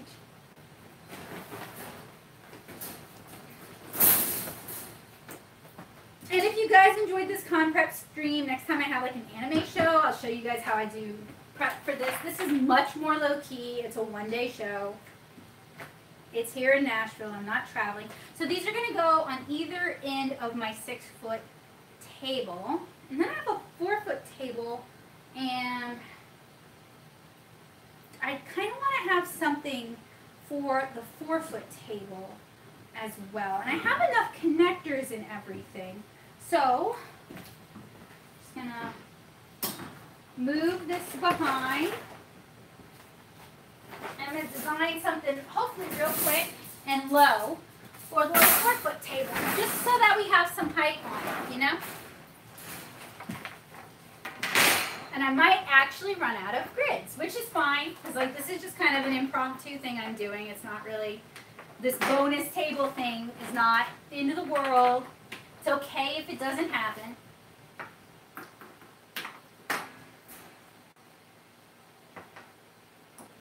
Just want to build a small structure that I can put things on to get some height on the table, you know?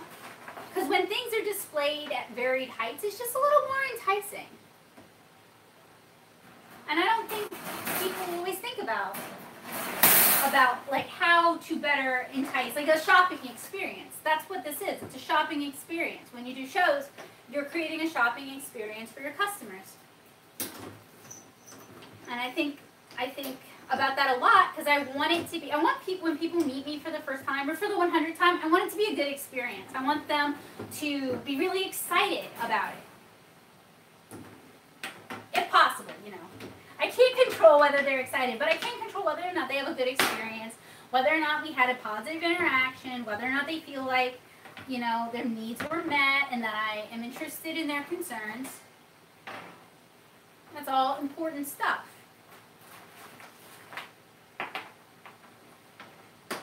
think a lot of convention artists do take that seriously. I'm not saying like, I don't have enough. Sorry. I don't have enough. It's okay.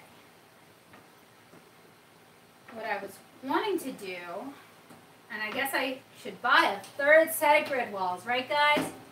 No. Actually, no. This really might be it. No, wait! Ah! I have some more!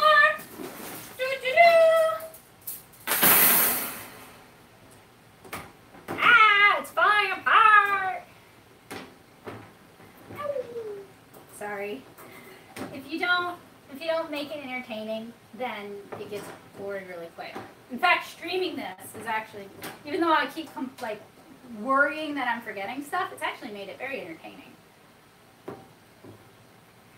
I just wish my brain were built so that I could process all of it. That's like my only regret.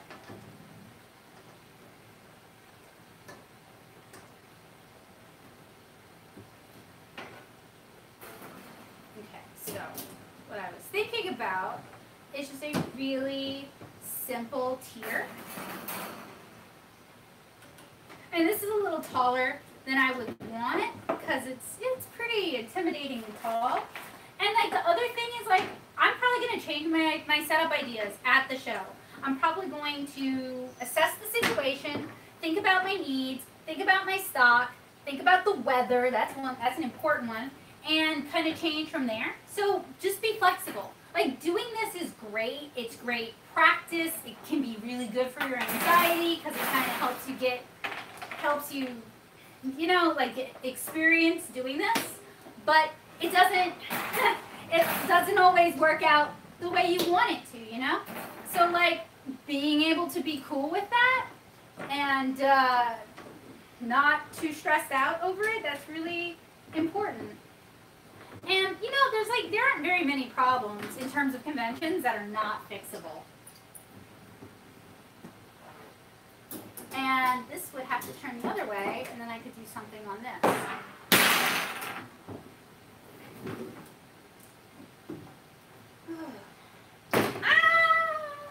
I'm just fixing it, don't worry.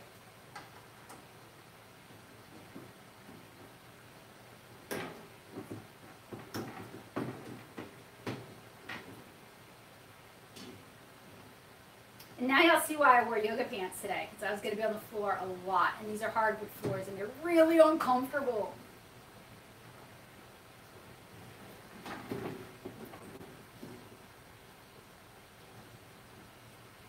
Okay, so, and then, and you guys probably cannot even see it, but we have this last one. And I've used all my grids. Bingo! I don't know. And this one would go on the little 4-foot table. Maybe, maybe not. So let's see what you guys said. Maybe I chased you all out.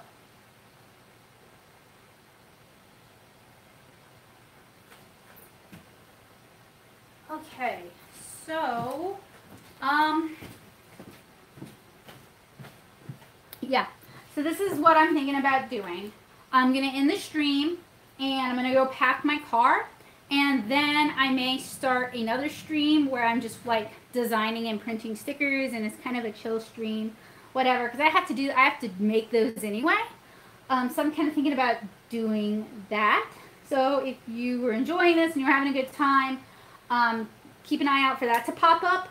And that would be a really good time for you to ask me specific con questions, because then I can send you links. But I want to thank you guys so, actually, let me sit amongst my creations. I want to thank you guys so much for hanging out with me this evening. I hope you guys enjoyed this very different power hour. It was about 2 hours. It wasn't bad. I hope you guys learned some stuff or got some ideas, or maybe you're going to try doing shows yourself. If you are new to shows, my #1 suggestion is do local library shows. Very inexpensive, very little travel. They're usually just one day. They're not impossible to get into. It's a great way to meet people in your local community, and people are really excited about supporting locals. So things like library shows can be a really great way to get started. There's no shame in starting small. It's a great way to not lose money. Kino Kitsune and I, my first con was Otakon 2012. I mentioned Kino Kitsune because we were at the same con and we didn't even get to meet. But that was a huge con. I was way out of my depth. I did everything wrong, which is fine. Your first con, you probably will do everything wrong, and that's okay. It's a learning experience. But Otakon was a really expensive con to do everything wrong at. It would have been better for me if it had been a small college anime con or a small library con, because I would have spent a lot less money on travel and on transporting my stuff and on making new merch and on a hotel and on food. I would have spent a lot less money. So your first con doesn't have to be a big one. It's cool to start small. And if you are having trouble getting into cons, like let's say you live in California, where it's getting to the point where people can't get into shows, then you can do something like what I did with At Home Con. But what could be even cooler is if like 4 of you did it, like in your parking lot or something, and you set up tables and you streamed it. I don't know. That's like something I'd like to do, is do like an At Home Con with several friends. I think that could be a lot of fun. I don't have a neighbor right now, so like I could take up the whole parking area with tents and do it. I don't know. But like I get that that's really frustrating, and I really do sympathize, because it can feel really frustrating and like everything's out of your hands when you see everybody else having a good time and you just can't seem to catch a break. So like, I don't want to make this seem like it's the end all be all. It is one of my revenue streams, but I don't continue to do it because it is the most lucrative, because it's not. I'm lucky if I break even. I continue to do it because I like people. I am an ambivert, so I like spending time with people. And I like sharing the stuff I do with other people, but I'm also horribly shy. And shows mean people are coming to me to talk to me about the stuff. They're coming to my table. I don't have to take a risk and go to them and have them reject me. They're coming to my table. And if they're coming to my table to be rude and reject me, well then they're just rude people. But it gives me an opportunity to engage people about the things I like and the things I make and the things they like and the things they make, but it's on ground that I'm a little bit more comfortable on. It's also kind of like why I like doing these streams with you guys, because like y'all are coming to me. I don't have to worry about rejection. Y'all are not rejecting me. You're coming to hang out with me. So I don't know, that's just how I really feel about it. So that's kind of why I still do shows, is it lets me talk about Kara, and it lets me sell my comics to people who like my comics, and it lets me draw things for people and make money from it. And I do have to work hard. It's a lot of hard work, but it's not as emotionally draining as doing things on Twitter or doing things on Instagram. That's just how I feel about it. But not everybody likes cons, and not everybody does well at cons, and cons are not a good fit for everybody. So if you don't like them, that's okay. It's not that there's anything wrong with you. You just have a different style of selling or a different style of engaging people. So thank you guys so much for hanging out with me and helping me prep for Cherry. I need to take pictures of my weird grid wall creations so I can replicate them tomorrow at the Cherry Blossom Festival, and I need to pack my car because it has gotten dark, and I wanted to get this done before it got dark, but I talked too much. So if you are in the Nashville area, hopefully I will see you tomorrow at the Cherry Blossom Festival here in Nashville. Admission is free. You can get a free tiny cherry blossom tree, and there's going to be music and food and taiko drumming and a cosplay contest and all sorts of cool stuff, and I'll be there. So come say hi, and I will see you guys again. Probably not next week, actually, because I am volunteer staff with MTAC, so I will be working. But maybe I can sneak something in. I don't know. Anyway, I hope you guys have a great evening. Bye, guys!